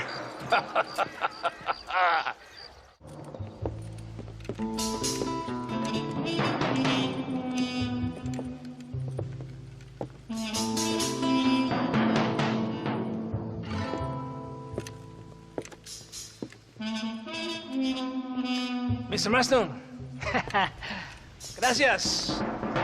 Your service to this land.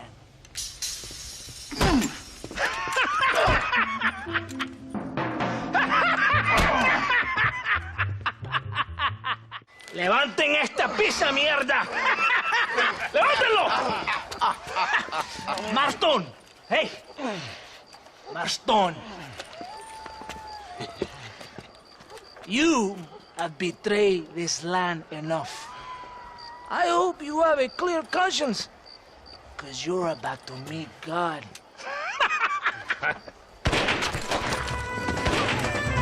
My brother! They will kill you if we don't get your ropes off! Over here, I will free you!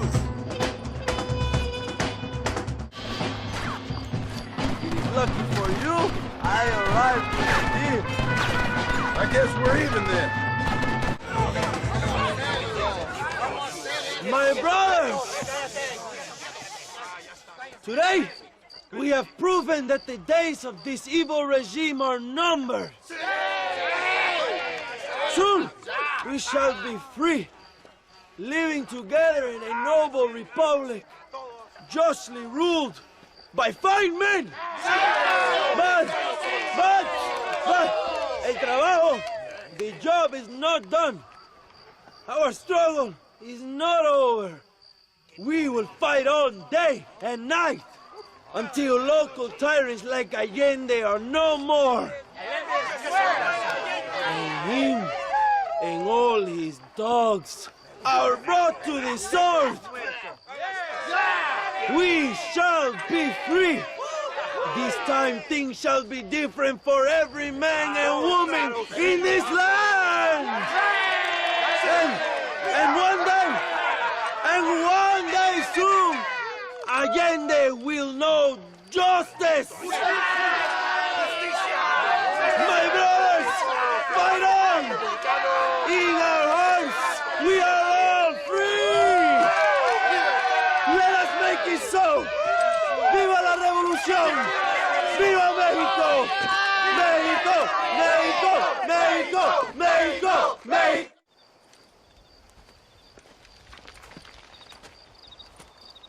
Hey, señor. You want trouble, friend? Manos arriba. Antelas.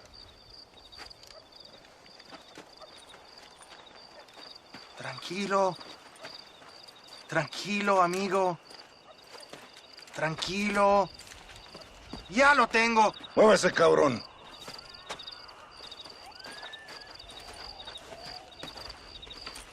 Muévese.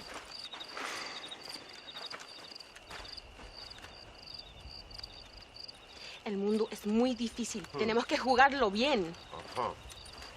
Ah, Mr. Marston, I knew you would come. Thanks for the welcoming committee. I'm sorry, we cannot be too careful. The world is very dangerous. Especially when you greet it with a gun. Please.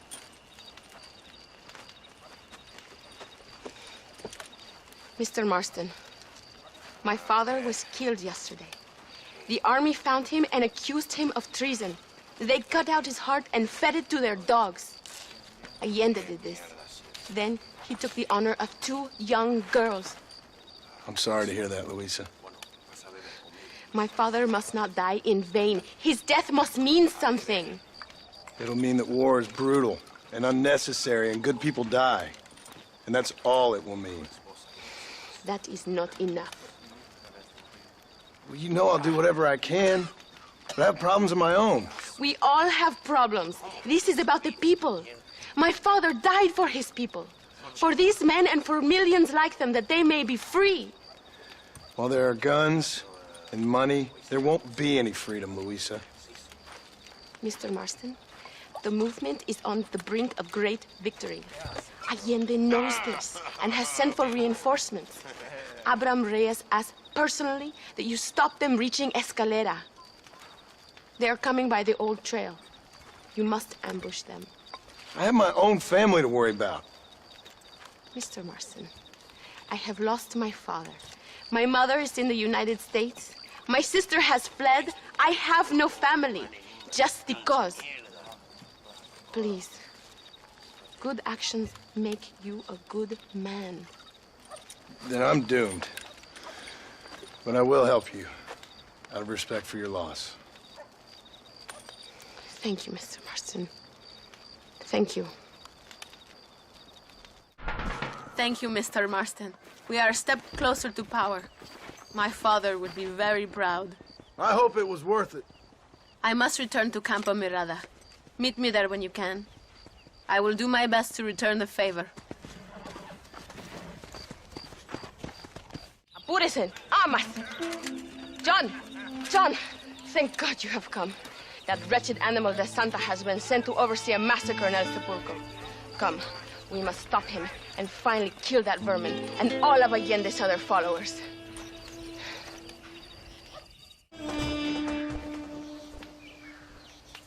Tell your men not to open fire till I make a move. We don't want to give them a chance to escape. And leave De Santa to me. I need him alive. You await for your lead, señor. En el nombre del gobierno provincial del coronel Allende y del Estado de este país, te condeno a muerte por traición. ¿Tienes algunas últimas palabras? No. Come on, quick!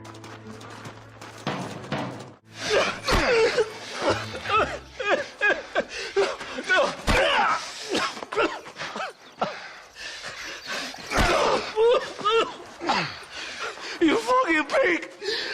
back to your country. Where is Javier Escuela? Wait. Okay, all right. Shit. All right. Casa Madrugada. It's hold up there.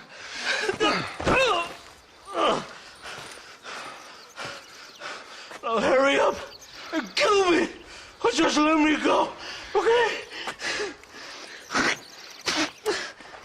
Can we kill this piece of shit now, senor? Or would you like to pleasure yourself? Hey, you lady. Where's Javier Escuela? Javier Escuela. He hasn't been seen around here in months. You shut up this place for him, huh? I wouldn't spit on him if he was on fire. I don't blame you. But Captain DeSantis said he was here. And you believe him? You must be more stupid than you look. Go shoot up some places.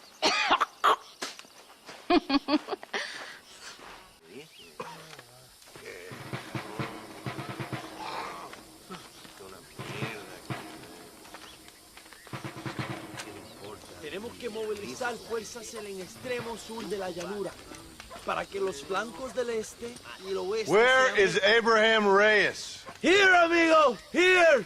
Well, look who it is.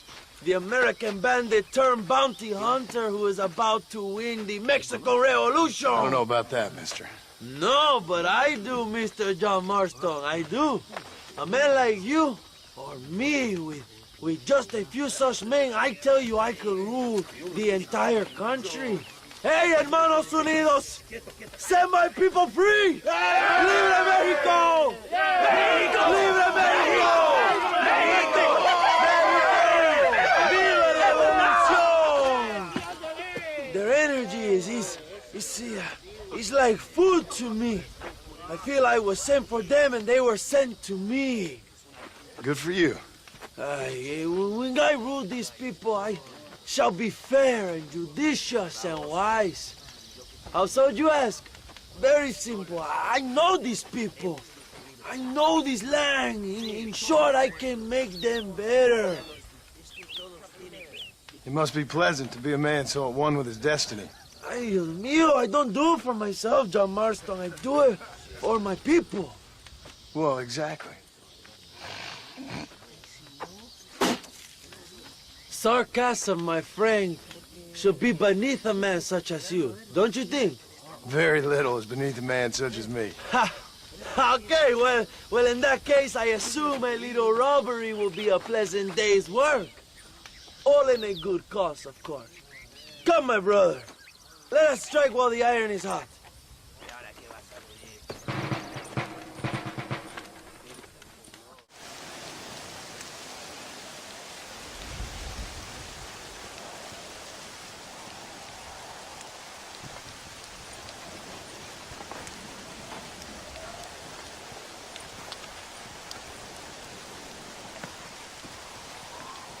So listen, this train is filled with valuable supplies we need, but it's also filled with government troops. We'll set off a very loud distraction.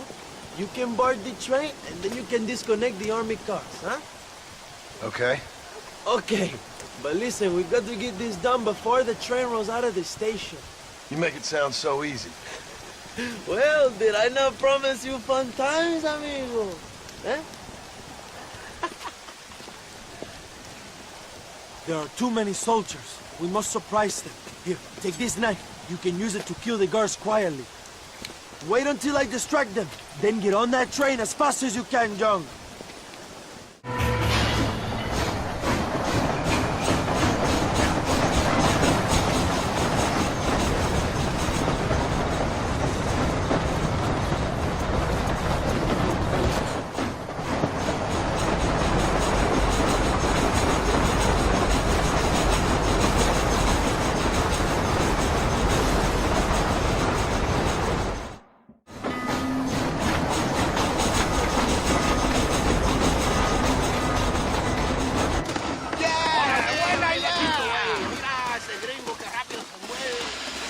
You move like a cat onto that train. Magnificent. Go ahead and blow the armored car and take whatever you need, my brother. Vámonos.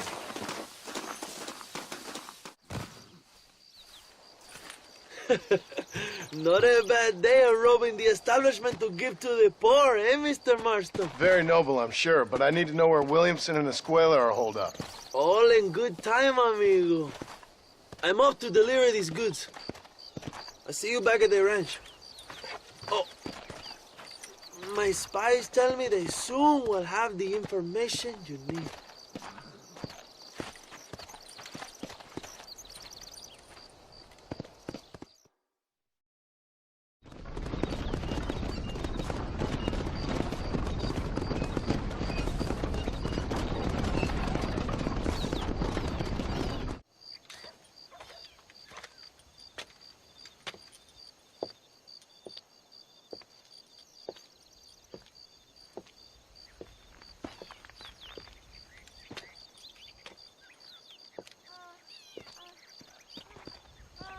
¡Ay! ¡Tú eres la mejor puta que he chingado! ¡México! ¡Qué rico! ¡Ay! John, excuse me. Oye, mamita, cuando te vea la próxima vez que sea un poco más durito, ¿ah? And I mean rougher, ¿ah? What would your most loyal follower, Luisa, say about that? Who? Luisa, the girl from Campo Morada? Her, a gentleman never tells, but she was a most wonderful... I just say she was increíble. Yes. Let me tell you something.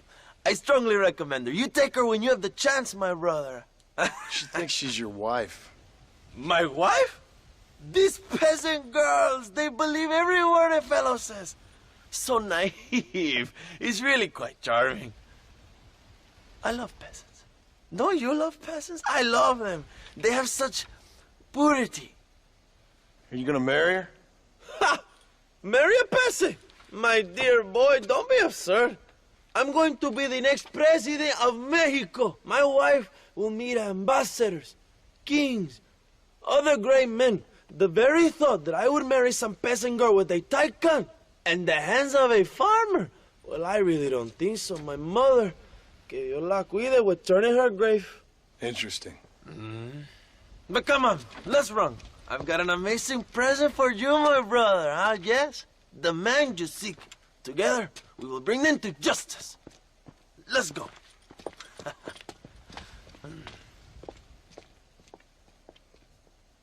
My men will launch a ruse attack on the side entrance to the fort. Meanwhile, you, my American friend, will drive this wagon at the front gate and jump off when you're close. It's been packed with 5 crates of TNT. That sounds crazy. How long's the fuse? Yes, like I say, fun times. It's plenty long enough, I think. I see you in there, amigo.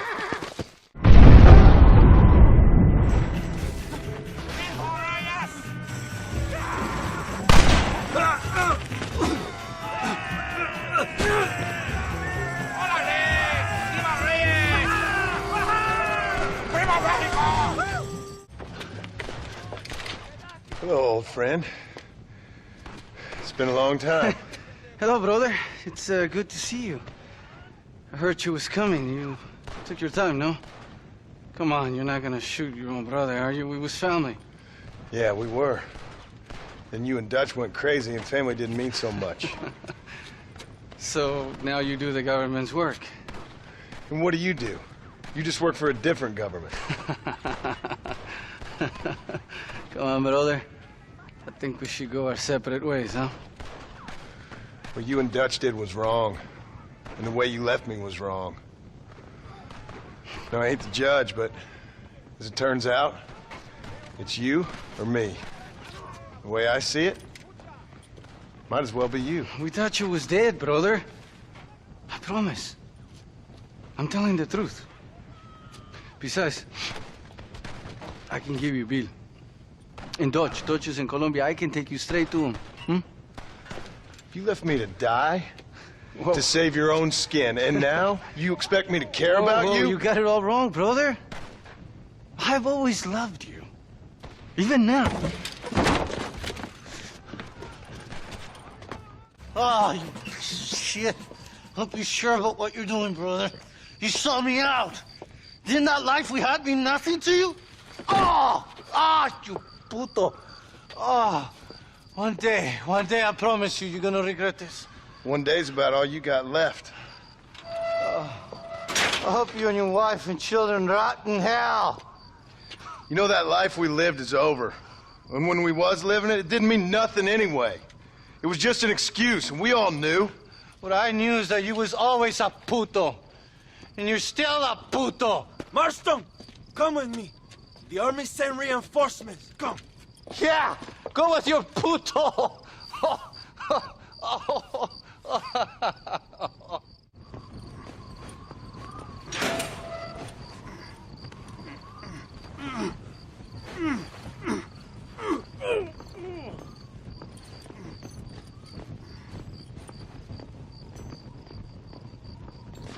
Two old friends reunited. It is a beautiful thing. Mr. Marston, fancy seeing you down here. I must say it's a pleasant surprise to see you. You've done well, Mr. Marston. Now, Javier here gets to see how far the hand of justice can reach. Come on, you.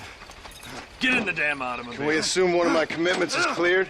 Unfortunately, nothing is cleared, John, until your obligations are met. We need you to find Williamson, then head to Blackwater as quick as you can. We have reason to believe that Dutch Vanderland is in the area. Oh, your wife sends her regards.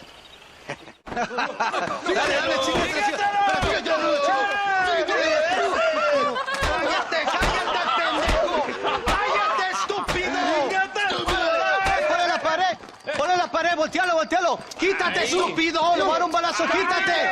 Quítate, pendejo. Quítate. 1, 2, 3. ¡Bang! ¡Que viva Reyes! ¡Muerte ¡México! a Allende! Calmado. No, para atrás. Usted para atrás. Para atrás.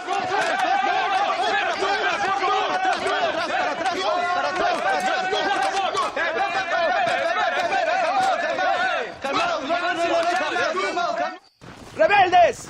Escuchen cómo explotan mis tiros. ¡Otra vez! Welcome to Mexico.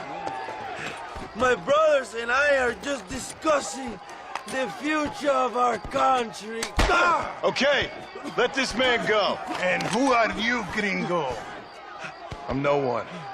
But unless you want this town to tear you and your boys to shreds, I suggest you let him go. And you think you could tell me what to do, friend? Oh, you should listen to him, friend. Look at that. You want to risk it? The American is a drunk. If I were you, I would pull that trigger. Put the gun down, Americano. Ya, mátalo. ¡Dejen mi hombre! ¡Mierda! ¡Dios mío! Santa Maria! So you want to settle this now, friend? Or you want me to shoot you in the head right now for that poor girl? Okay, but we fight like men, not like dogs.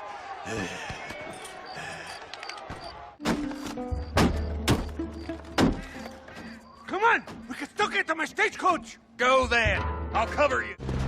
¡Vámonos! ¡Date prisa, cabrón! What the hell are you doing? Find my freedom, pendejo. Now shut up, you dumb ape, and get out of the wagon. Apúrate. I'm coming out! Don't shoot! Here. Take Williamson. Just let me live. I will leave the country, I promise. Allende is dead! Mexico is mine!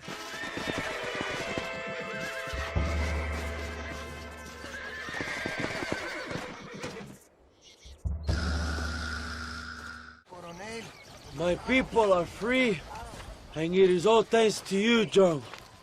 And to the people who laid down their lives. People like Luisa. Oh, yes. She was very brave, and she will be missed. Who was she again? Your peasant girl wife-to-be? Oh, yes, of course. She will have a day named after her. Laura's Day. Luisa. What? Oh, yes, I know Laura as well. Magnificent girl. Like riding a pompous bull it was, amigo. You never saw anything like it. Anyway, enough about sport. Let's get back to politics. I trust you will join us in riding on the Capitol. I'd love to, but with Williamson dead, my jailers need me back in Blackwater. ¿Qué hacen? Levántense. Well, I must say, I'll miss you, John Marston. I doubt you'll even remember me, Abraham, but it's been an experience. Good luck with the revolution. If you win power, remember why you wanted it. Well, travel safely, amigo. Vámonos.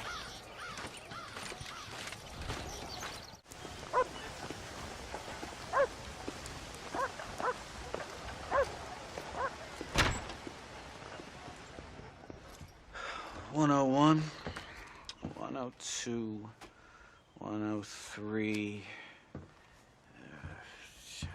105, 106.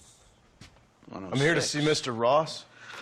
107, 109. Edgar Ross. 113. Upstairs on the right. 114. 115. 116.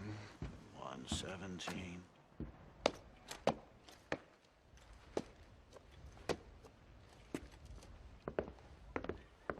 Mr. Marston, so glad to see you. How was your journey? Where's my wife and son? Being well looked after. Well looked after. I want to see him. Mr. Ross wants to speak with you. We've had some important developments. You want me to take out a gun and blow a fucking hole in your head right here?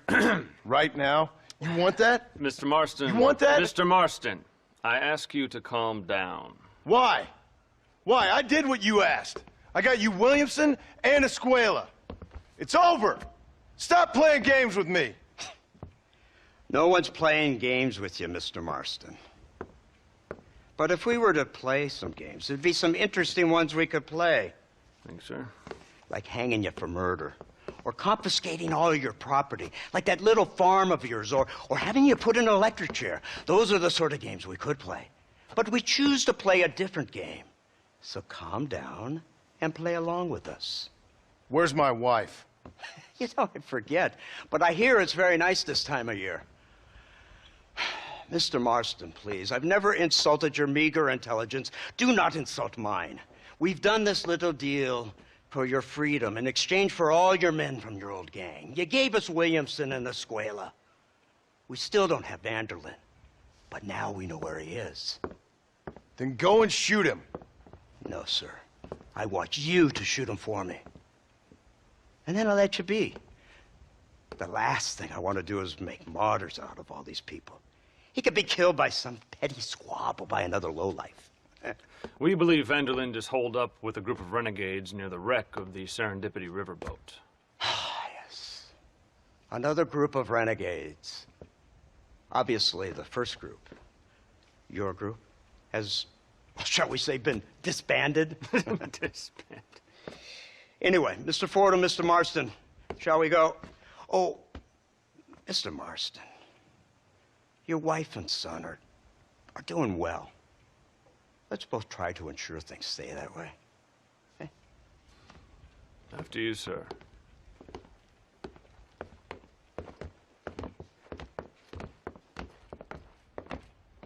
Oh, Mr. Marston, one more thing. This is for you. You're too kind. See, I have nothing but your best interest at heart.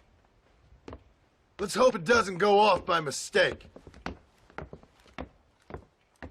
343. I have a patent for that, sir. This is an outrage. Oh, Mr. Marston. You're alive. Hello, Wes Dickens. Thought you were headed to Peking. So did I. So did I. A long story. But now it seems I'm being put under arrest and charged with narcotic possession or some other such nonsense. Ross, have him release this man. Why? Because he's a harmless old fraud, the kind of man that built this country. And because he helped me get Williamson. Did you hear that, officer? The man's a hero. Let him go. Come on, Marston. Moral degeneracy waits for no man. Let's hurry along. 344, 345, 347, 348, 3...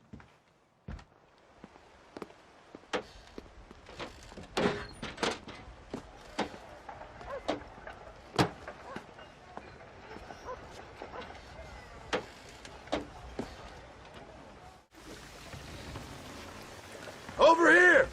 I found him! Good God, that's our informant!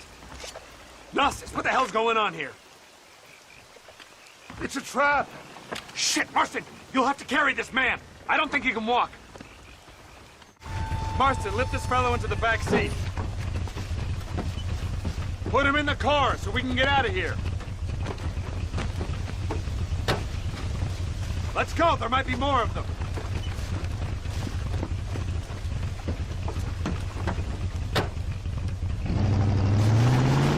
Come on, not now! What's wrong? I don't know. The motor just gave out. Well, fix it, you fool. We need to get this man to a doctor. Of course, sir. It's Dutch's men. Marston, we'll hold them off. Fordham, we'll fix that damn engine.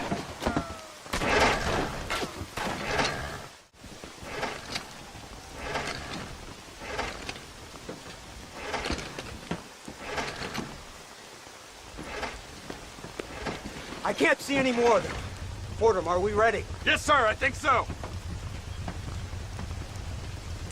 Come on, let's get back to Blackwater.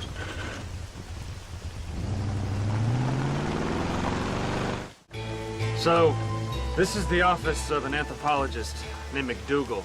He was thrown out of Yale for degeneracy. We should tell you something. Indeed, but he's been helping us deal with the natives in this area. They see him and they presume we're all idiot academics. Huh? Give me a hand here, Marston. Ah, Mr. Ross. Mr. Fordham? Good day. Good day. What on earth's going on here? Kid got shot in the leg. Beat up pretty good. We'll send a doctor. Now, McDougal, we need information from this fellow about Dutch Vanderland. Can you see what you can find out for us? Do my best, sir. Make sure you do. Professor McDougal has been a good friend of the U.S. government, Mr. Marston, just like you. Why don't you see if you can help him in his study of the native problem in this county? That's a good fellow.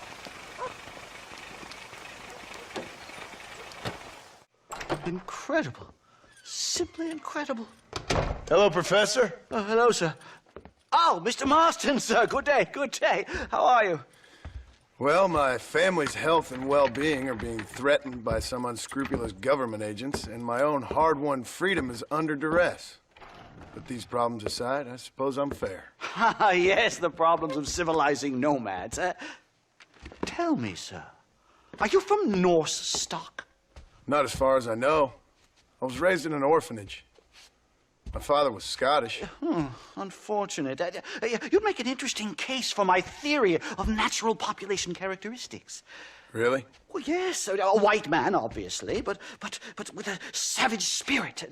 Trust me, sir, I mean savage in the best possible sense. Natural nobility, but also simple, pure. I've been looking at some blood samples through my microscope, and you know what? No. Well, of course you don't. It's a remarkable breakthrough. I've been looking at the blood of both natives and white men of corresponding height, weight, and age, and you know what? Again, no.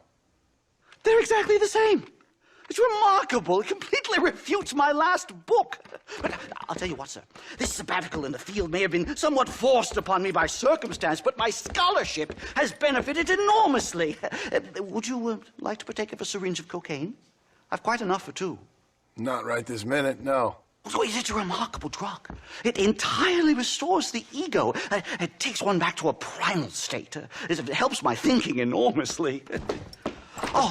Nastas, come on. Come in, sir. Would you like to take off your slippers? Or skin a rabbit? I know We cannot see the stars. But still, my heart is pure, and we meet as equals. These savages must be spoken to simply in metaphors. No, sir. I grew up on a reservation and attended school. Oh, lovely. But I can show you what you want to see. I know where the group of bandits you seek are hiding. Both of you. Vanderlyn has attracted a following of young men on the reservation. They are turning to bad things. The savage heart cannot be conventionally civilized. I was right all along. Where's Dutch Vanderlyn based? In the hills, in Cochene. Let's go. I know a way there that is not guarded. Marvelous. It's simply marvelous.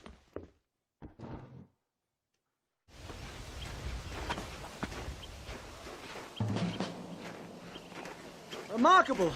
I'm afraid I don't really have much of a head for heights. More of a head for highs.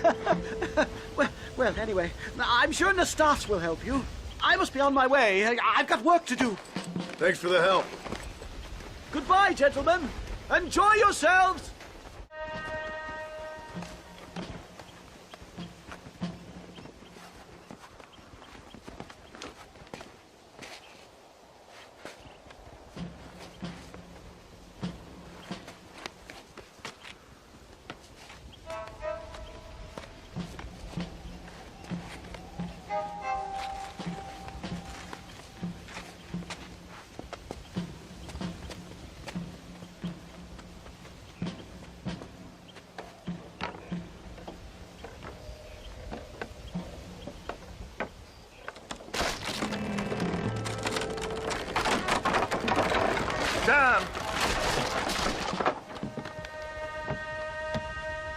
See if you can find another route, Mr. Marston. I will have a look around.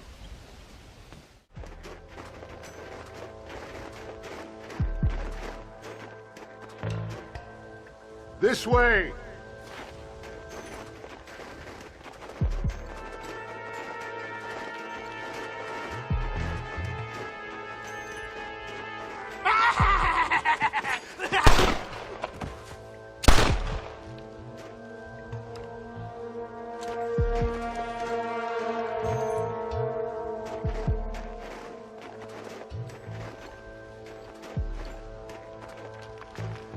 I'm hurt pretty bad. I don't think you should go any further. I'll be fine. But you go ahead. I don't want to slow you down. You sure you're all right? Just need to take it slow. Go on. I'll catch up or see you on the way down.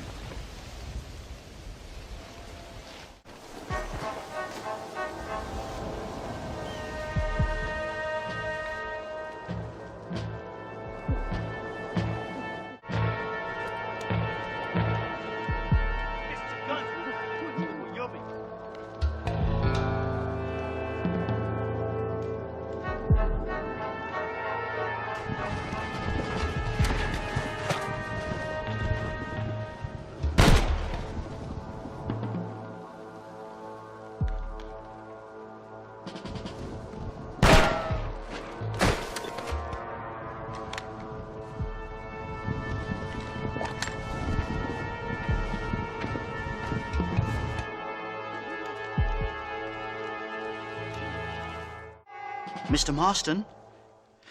Mr. Marston! Mr. Marston! Here you go, Mr. Marston. Put that stuff away. You banged your head. Nastas and I carried you down. Nastas heard the shots and he hurried up to rescue you and he carried you down. I improvised an escape plan. I'm more of a planner than a man of action. Thank you, gentlemen. Friends of mine are with Vanderlyn. We must try to reason with them, sir.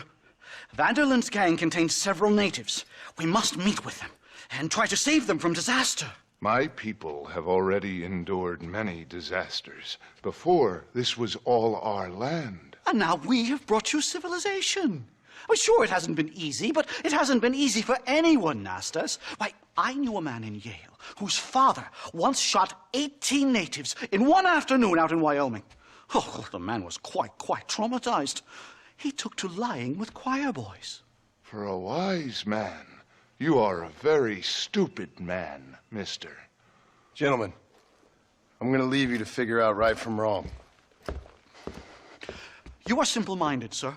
Thus, I do not blame you for not understanding reason. Then again...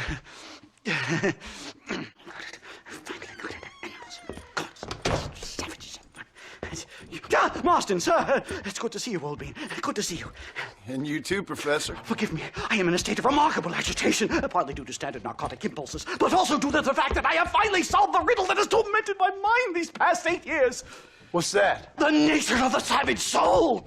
What makes some societies great, like ours, and others, not worse. I would never use a pejorative such as worse, but lesser. Meaning? What makes these beings less human than us? Closer to beast on the continuum between animal and God. You know, I argued with Fortescue at Yale about this. It caused a minor scandal. But I shall be proven right, sir. I shall. Mark my words. I shall show them all what civilization is all about. The redskins and the nubs at Yale. Come, sir. I have a way to sate both our desires. I will bring you, Vanderlyn, and me, the evidence of savages reverting to type. Come, sir!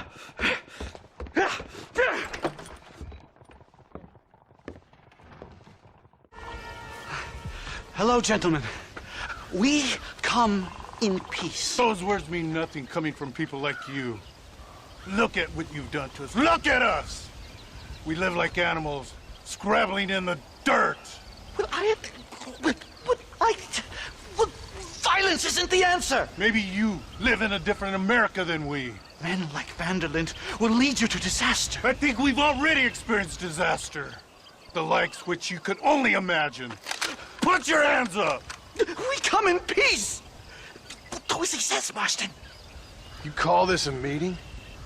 Give me your damn weaponry. This is not what we agreed to. You shut your mouth, you treacherous snake! Holy shit! Damn it, Dutch! Professor, get down now! Safe and sound. Thank the Lord. So much for a meeting of minds. Thank you, Mr. Marston. I could be boiling in a pot right now if it wasn't for you. Get some rest, Professor.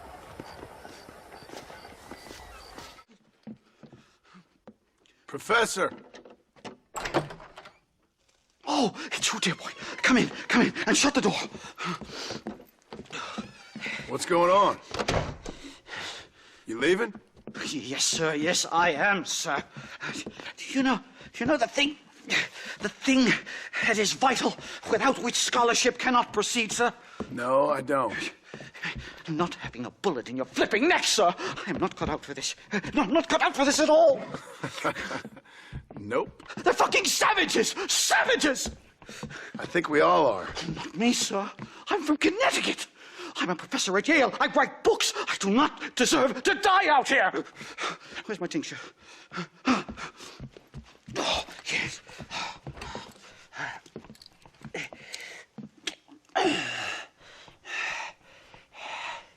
You okay, Professor? Oh, dandy, sir. Just dandy. Oh, great heavens above! Is that you, John? Hello, Dutch. I think that's what they call two for the price of one out here in this wonderful place. Maybe so, Dutch. You and your friend there, the professor, we're gonna kill the both of you. Why you want to do a thing like that? I don't know. Sport, I guess. Fair enough. Why don't I come out there? We fight. Let the professor go and send your boys back to their families. Well, that sounds like a beautiful plan, John. Only problem is, my boys here, they already lost their families a long time ago. We aren't thieves, John. We're fighting for something a bit like you. Only we're fighting for an idea, not just for ourselves. That's beautiful, Dutch. You always were a fine speaker. I was. Now, would you kindly send that academic out here so we can show him what we really think about the art of anthropology? Lisa, what are we going to do? I'm gonna hand you over to him and watch him tear you limb from limb. What? I'm just kidding. We're gonna run across the rooftops. Get you back to your ivory tower. Oh, thank you. Thank you, sir. Don't thank me, we're still here. Come on.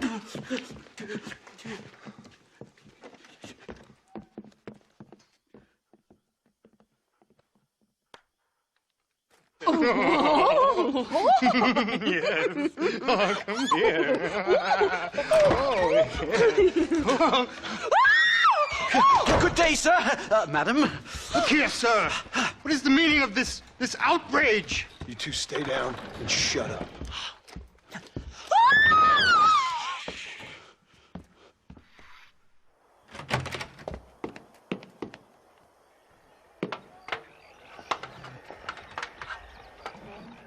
Come on! We can get to the roof this way! My research is complete! Much as I thought. There's no civilizing this savage land. I could have told you that for nothing. Ah, but they'll give me a prize in New Haven for this. Well, they bloody better. Well, goodbye, Mr. Marston. Best of luck, dear friend.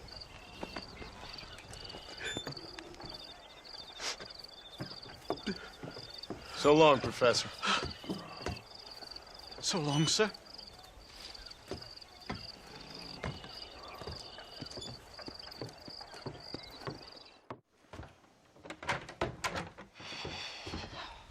What a pleasant surprise, Mr. Marston.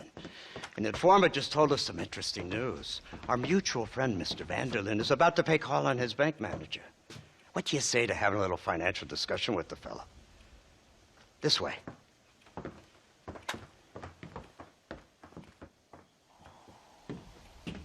Let's get up on the roof. We'll have a clear shot at them from there.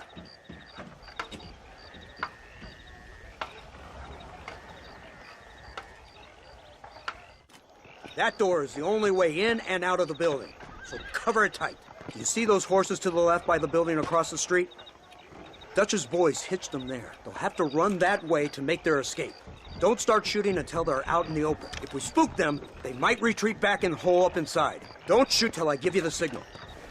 Keep your sights trained on that bank door. Marston, head into the bank with Hopkins and Manning. Get Dutch.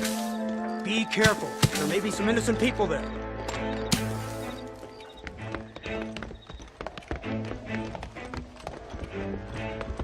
We can take them!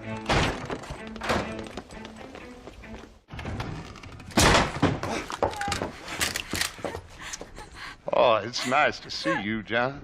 Hello, Dutch. How's Abigail? Well, I hope. Ain't seen her for a while.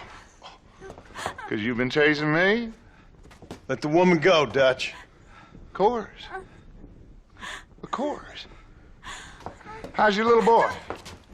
He ain't so little now. No, he must be what? 15? 16? Doesn't time fly? Don't adjust. It's over, man. Of course. Of course. I surrendered, John. You're the master now. I've been my master since you left me to die. We all make mistakes, John. I never claimed to be a saint, but equally, I never took you for an errand boy. Just trying to help my family, Dutch. By making compromises we all have to. Now let her go. It's over. You want the girl, John? You always were the romantic sort. You know, gentlemen, this man here, oh, he married a whore. Used to ride with us. We all had her. Oh, but he married her. And you know that makes him a better man than us. He's a better man. Have the girl, John. Easy, Dutch. She's a parting gift from me. Oh! God damn! Where's Dutch, Marston? He got away. Scared to shoot him? Too much to handle? When the opportunity presents itself, I'll put a bullet in him, don't you worry. Won't like myself for doing it, but I'll do it. Ah, good man, good man. You know, at the end of this, you'll probably get a medal. I know I shall.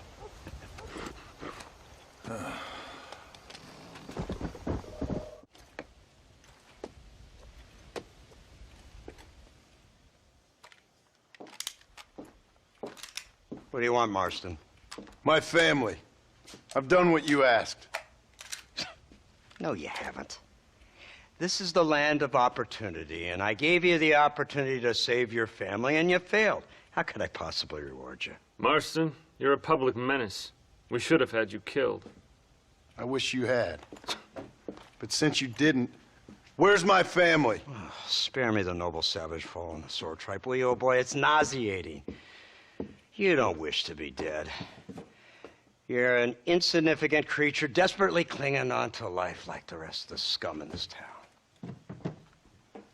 Yeah, I know it's tough. You like Dutch. He's a charming fellow. He makes sense. He's like one of those nature writers from back east. Only he takes things a tiny little step too far.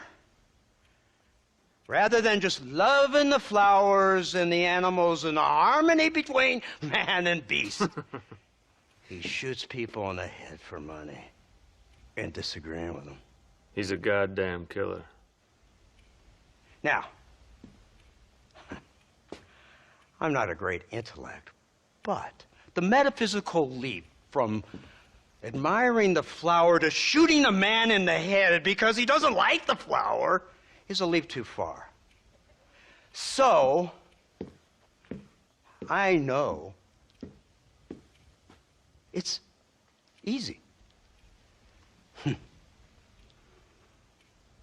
see, me and Archer, we're the bad guys. We enforce the rules. Now, while the rules may not be perfect, they're really not so bad. Exactly. What's the alternative? Yeah. See, I'll tell you what the alternative is. It's not complicated. It's about one man and his gun versus another man.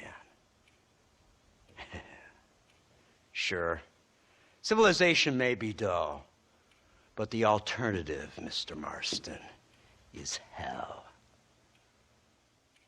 And the way you enforce this civilization, this freedom for men to like or not like flowers, or whatever in God's name you were just talking about, is to kidnap a man's wife and son? Well, I know there's contradictions. I'm not going to lie to you. Yeah, as I said, I'm not a great intellect.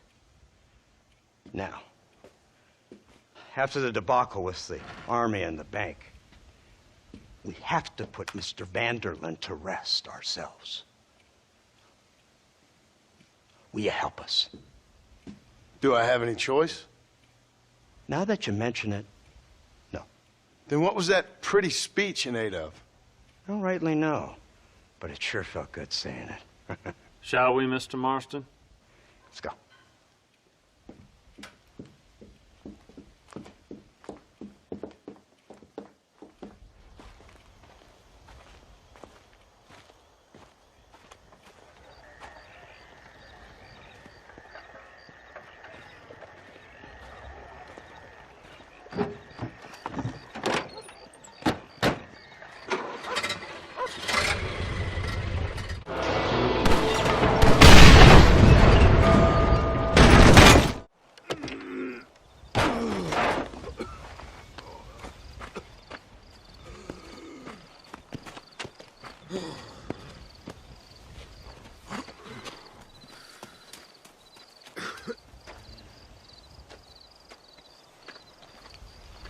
Well, Mr. Marston, it seems like your mentor Dutch no longer looks quite so kindly to his student. That man is insane.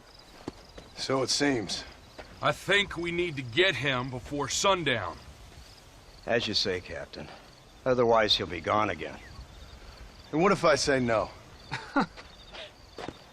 Now, before I shoot you myself, let me just point out the obvious. The one person we have left that can appeal to Mr. Vanderlyn is the last person we know who knows him. Your wife. That won't be necessary. Mr. Ross, Captain, let's go.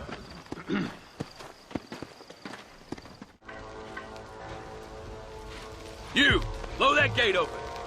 Move, soldier.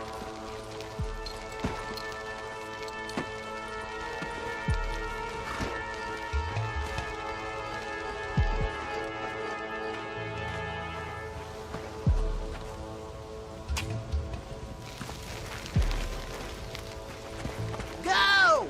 Get down!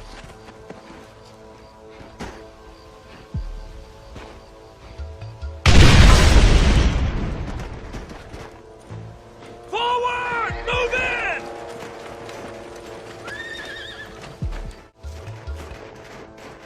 Right, Marston. We'll take 2 men with us. The rest will stay here and take care of the wounded. They'll plant charges at the gate. You and I will provide the cover fire. You tend to your wounded. I gotta face Dutch alone. Looks like it's me and you, John. You should have stayed at home. Son of a bitch! God damn it! You'll never take me alive, John. It's over, John. I ain't leaving here without you.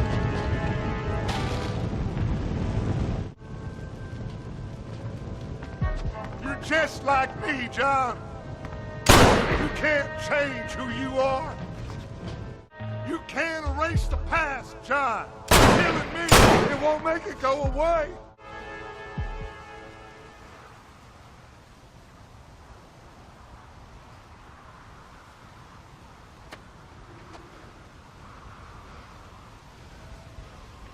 Hello again, John. Hello, Dutch. We gotta stop meeting like this. Sure. I got a plan, John. You always got a plan, Dutch. This is a good one. I don't doubt it. We can't always fight nature, John. We can't fight change. Can't fight gravity. We can't fight nothing. My whole life, all I ever did was fight. Then give up, Dutch. But I can't give up, neither. I can't fight my own nature. That's a paradox, John.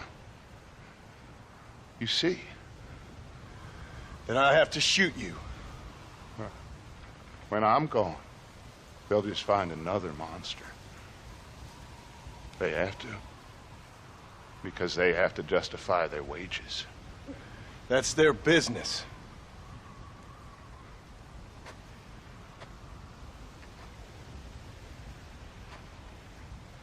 Our time has passed, John.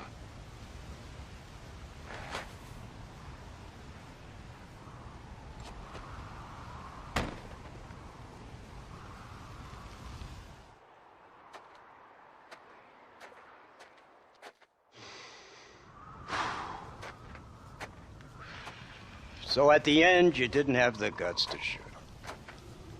The man's dead, Ross. Sure. Can I see your gun?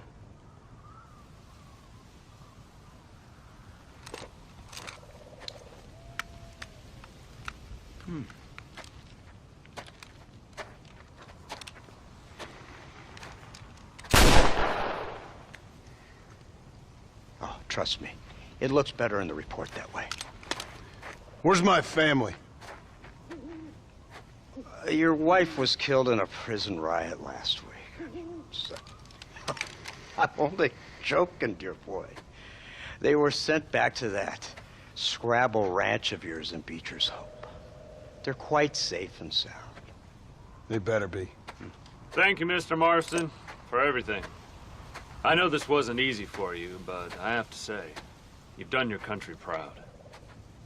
Yeah, exactly. See you around, John. Try to stay out of trouble. Come on, Archer. Let's go find somebody else we can annoy.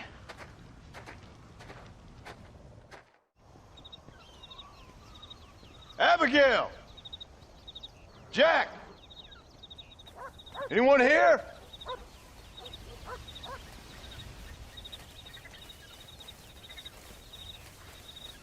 Anyone home?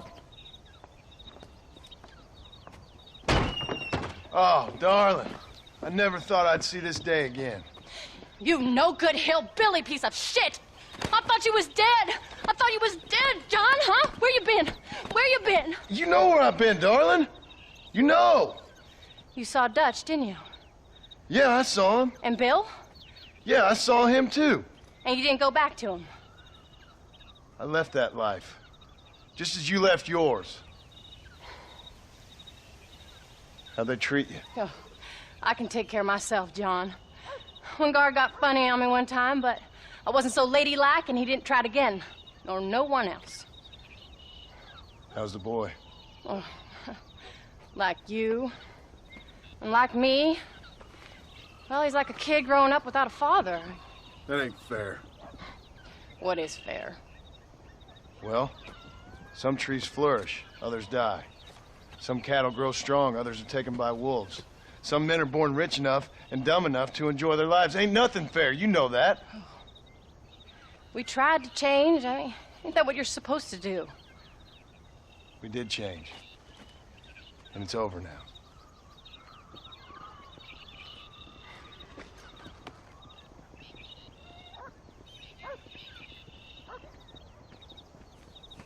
Jack! Jack, come here, boy. Hello, sir. Come here.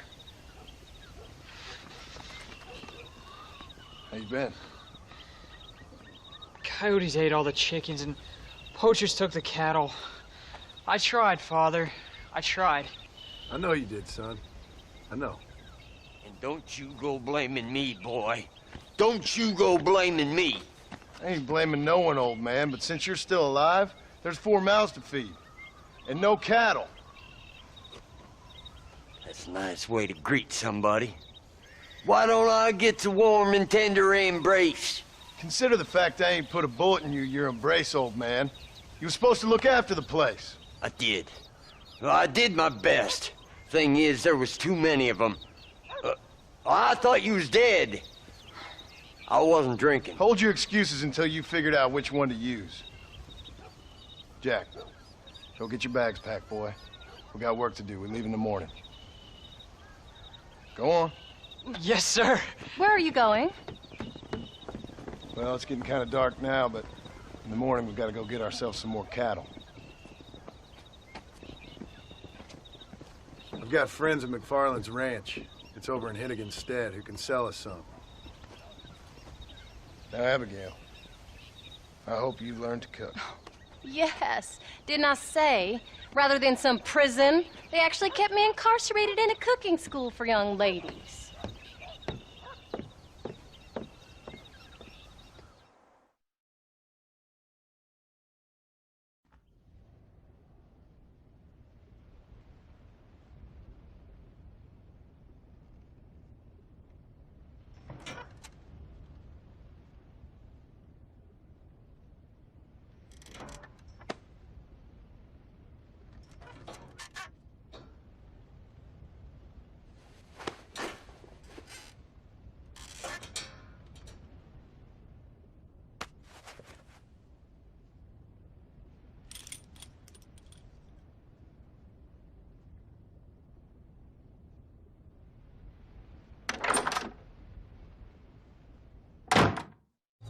John Marston.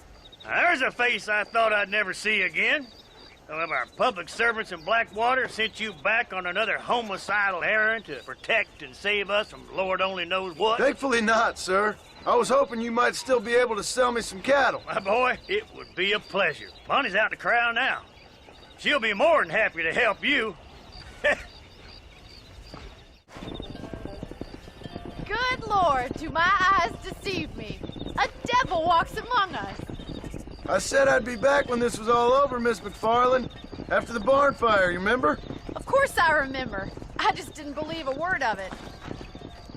So, you've come for some cattle? Yeah, I'm finally starting up my farm again. Or trying to, at least. You'll be fine. You've been taught well.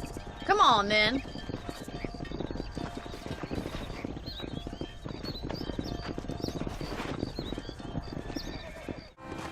Did a good job, son. Nice shooting. Thanks, Pa. Make a rancher of you yet.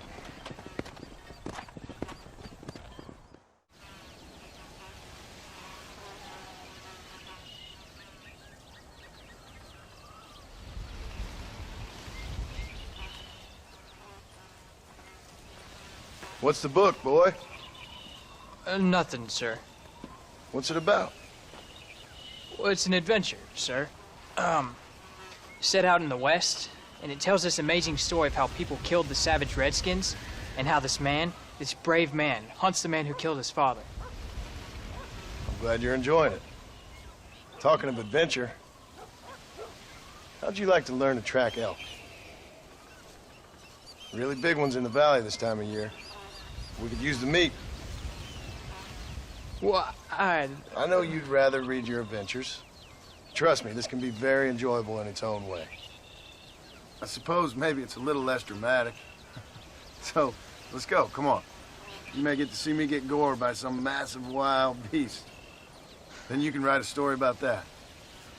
Very funny, Pa. I've forgotten how funny you was. Grab your things. Oh, Pa, that was so much fun. I can't rightly believe it. Just like in the books. We'll do it again soon. Now get to your chores.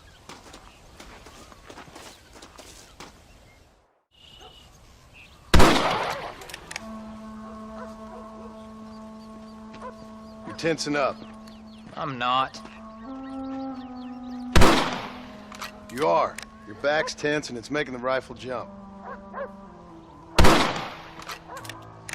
You're holding it wrong. Here, let me show you. I don't need you to show me, Pa. I guess not. Don't show me and you'll just run off again or something. It's better I teach myself. I ain't going nowhere. Whatever you say, Pa. Don't be like that. Sorry.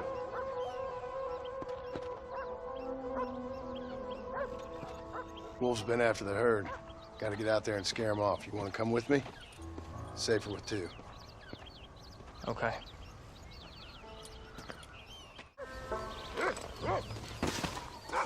You're turned into a decent hunter, son. But try to stay out of trouble.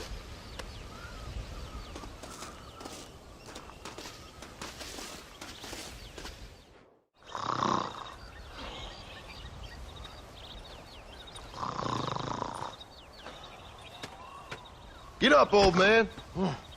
I am up. Get up! Oh. There, I'm up. Well, thank the good Lord you're back. Nothing worse for an old man than sleeping in the warm afternoon sun. You want a long sleep, Uncle? That can be arranged. It'll cost me less than food. You always was a hard and nasty man, John Marston. You always was a useless, conniving thief. And where's them cattle? Did you take them to pasture? It's coming around to that. When exactly? It's easy to pick on the elderly. It's easy, but it ain't dignified. Come on, old man. We'll do this together.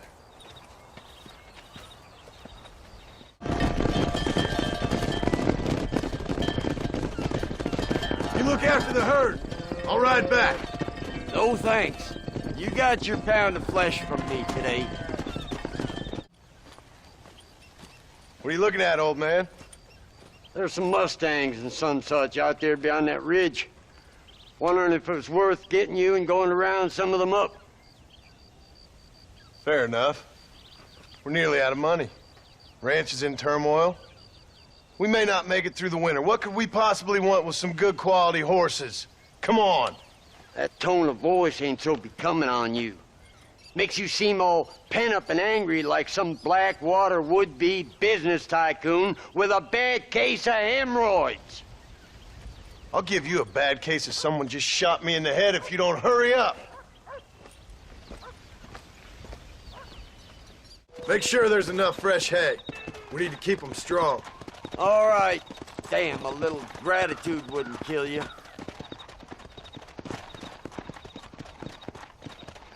Not a bad day's work.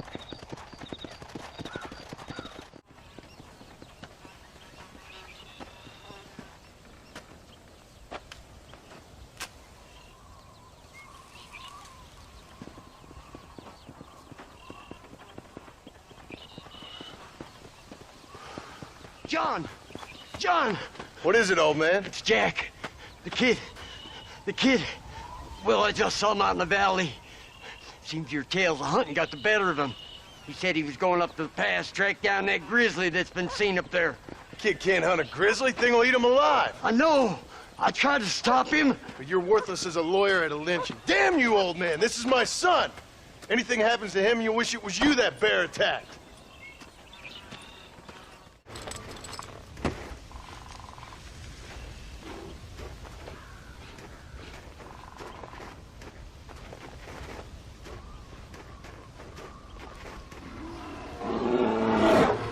Oh, help me! I'm hurt! Jack, stay down!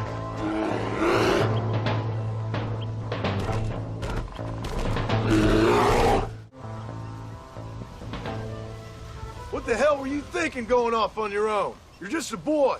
No, I'm not! I can skin an elk, break horses. Come on, let's get you home.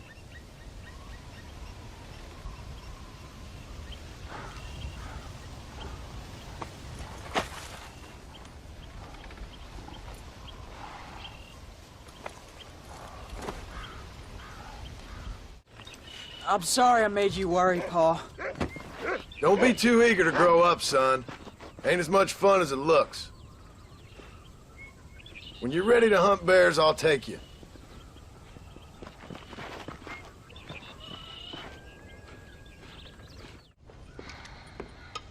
What you cooking?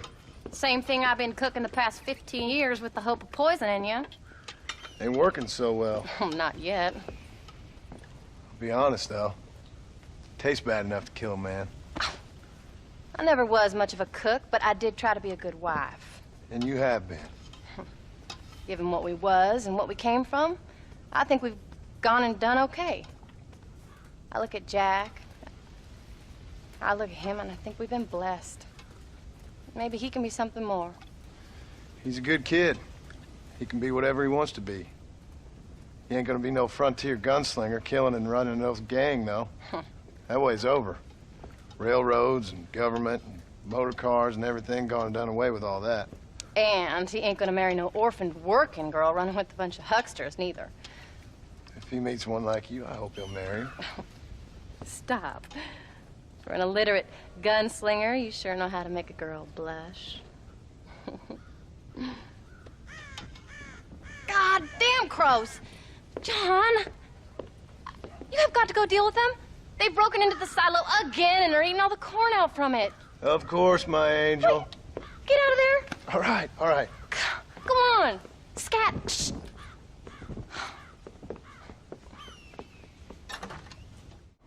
John, we got a telegram from some lady friend of yours, a Bonnie something or other. Something you ain't telling me? Bonnie McFarland. She's a friend. Mm. Saved my life when I went after Bill and nearly got myself killed again. Oh, and now you two's in the habit of sending each other letters. How very nice. It weren't nothing like that. What's it say? I don't know. I can't. Well, you know I can't read. Give it here. You read that thing out loud. I ain't hiding nothing. Dear Mr. Marston, stop. Need corn sacks. Stop. Emergency. Stop. Weevils and moths ate entire county supply. Stop. Can you help? Not exactly the most romantic request now, is it? I guess not.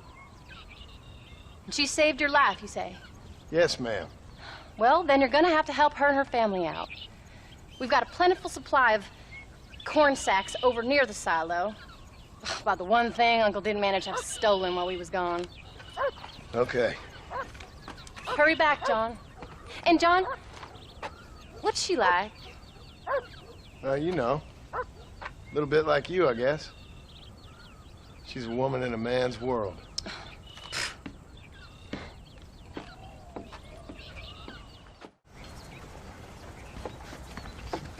You came. Thank you so much. We lost the entire harvest.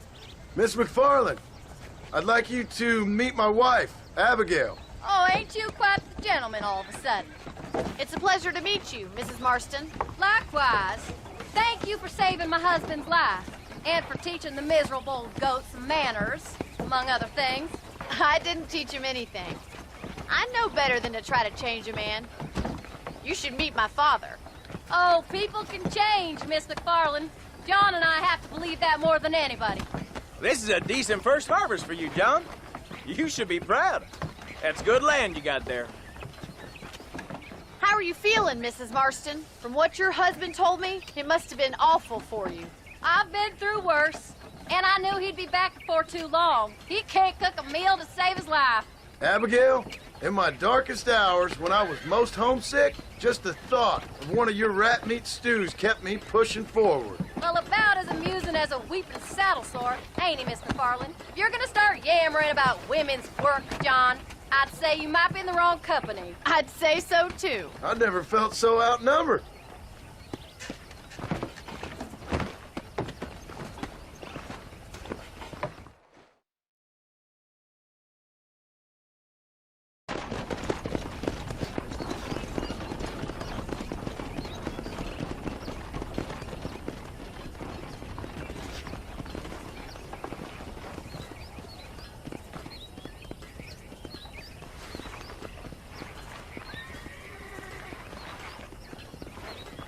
Ma'am?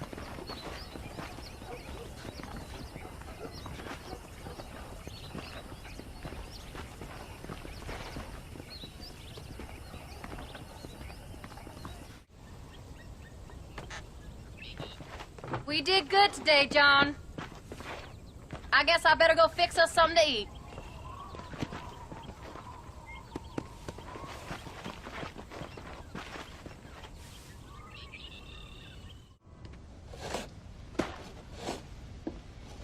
Hey, Jack. Hey, Paul. Need a hand with that? No, sir, I got it. Looks like you have. You know, you're real good with them tools. Thank you, Paul. You'll make this land real nice one day. Me and your mother will do our part. By the time your turn comes, hell, this could be the nicest farm in the county. Maybe, Paul.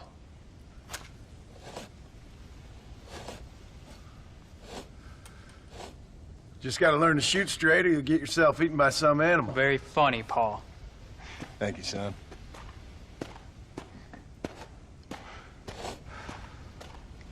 Soon it'll be quail season. We should have some fun then. Is there anything you don't like shooting, Paul? Well, I ain't met the thing yet, but as soon as I do, I'll let you know. You can even put it in one of them books you read. Yeah, maybe I'll do that. Today, John Marston stopped shooting. Now, I ain't no literary man, but I don't think that'll sell. People like shooting in them things. I think you may be right there, Paul. So, you ever hear talk about them machines that can make a man fly? Well, sure, Paul. Everybody knows about that.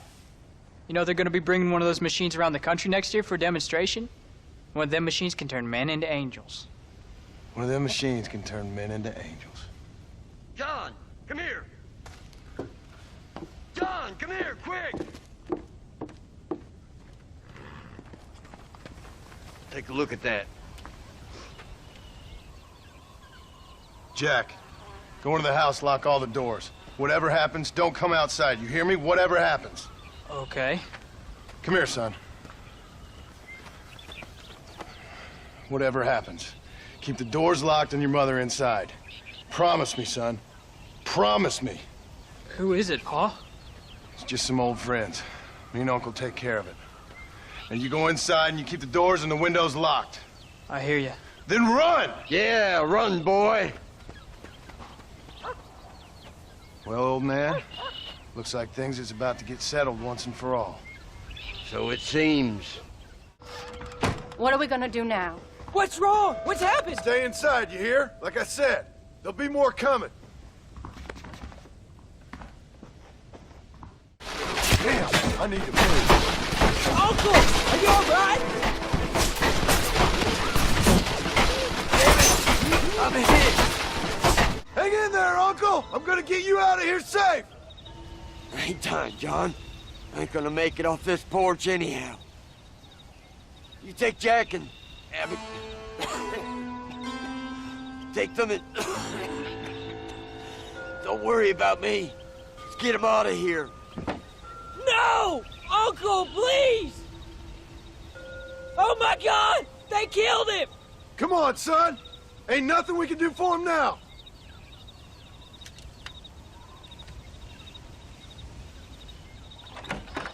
We're leaving the farm. I'll watch from the silo. You two go to the barn. Get the horses ready. John! I'll meet you there.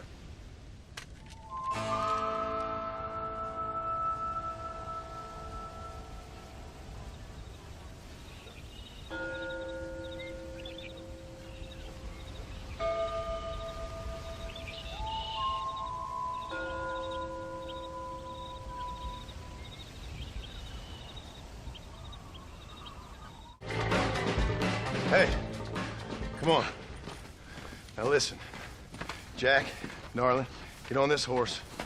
Get out of here. Go find a place to hide. You're coming with us, Paul. I'll catch up. You keep riding and don't look back. And don't be worrying about me, you hear? Now get going. You stay out of trouble, John. Ain't no trouble, Abigail.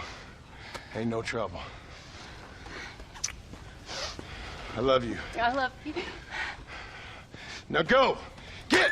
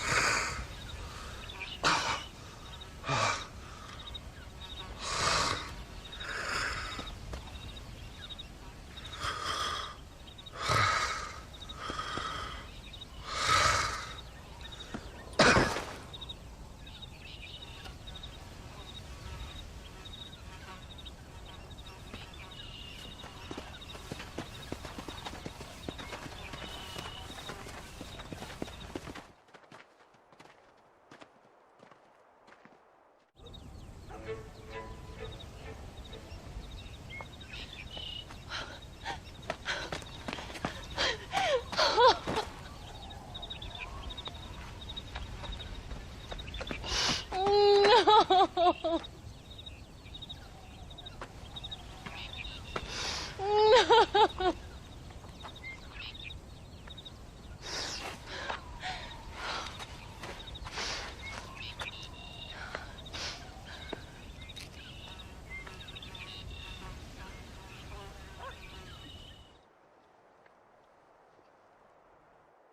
Oh, bury me not on the lone prairie where the coyotes wail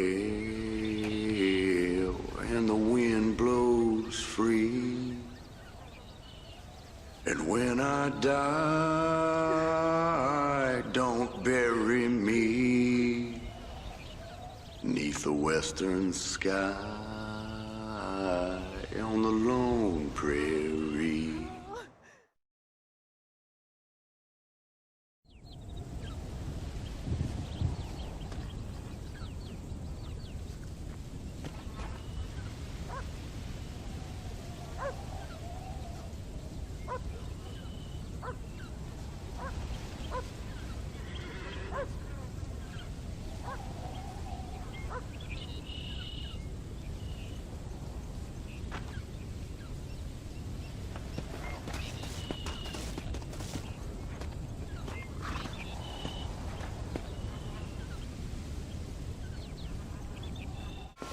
Hello, sir. You work with the government? You one of them agents? Sure, son. Why you ask? Did you work with a man named Edgar Ross? I have something for him. Edgar Ross? No, but well knew of him. A fine man if he wanted results. Won himself a chest full of medals.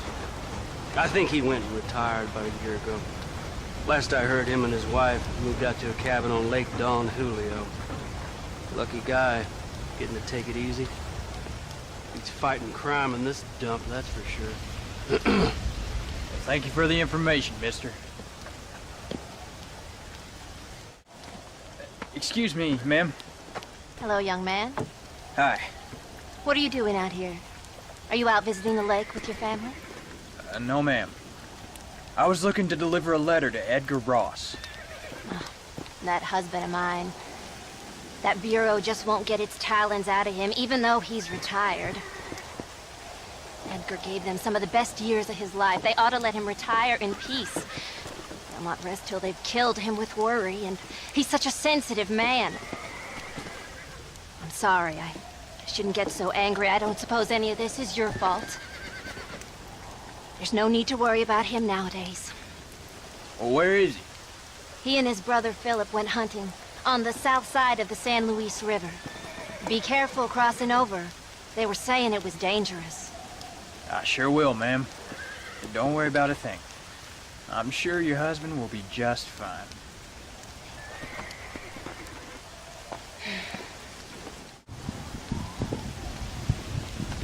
Hey there, mister. How's the hunt? Pretty good, son. Got me a few rabbits, coyote, elk. Still looking for some trophies for the parlor. I've got a letter here for Edgar Ross. You know him? I heard he was down in these parts with his wife. Yes, I know him. He's my brother. Gone down river, duck hunt. Must be a pretty important letter to have come all this way. Oh, yes, sir. Real important. I'll be on my way home as soon as I deliver this message. Let's be off then. Just don't get on his bad side. He's got a filthy temper. Excuse me. You Edgar Ross? Do I know you? Forgive me for startling you, sir. I have a message for you. My name is Jack Marston. You knew my father.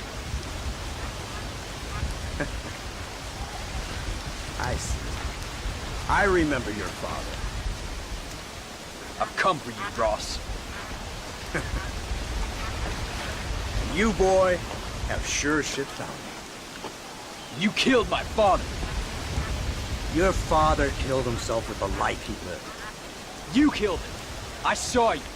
You keep saying that. You sent him to do your dirty work. Then you shot him like a dog. And I'll shoot you like one too, you little piece of trash. Now get out of here before I kill you as well. I ain't going nowhere, old man.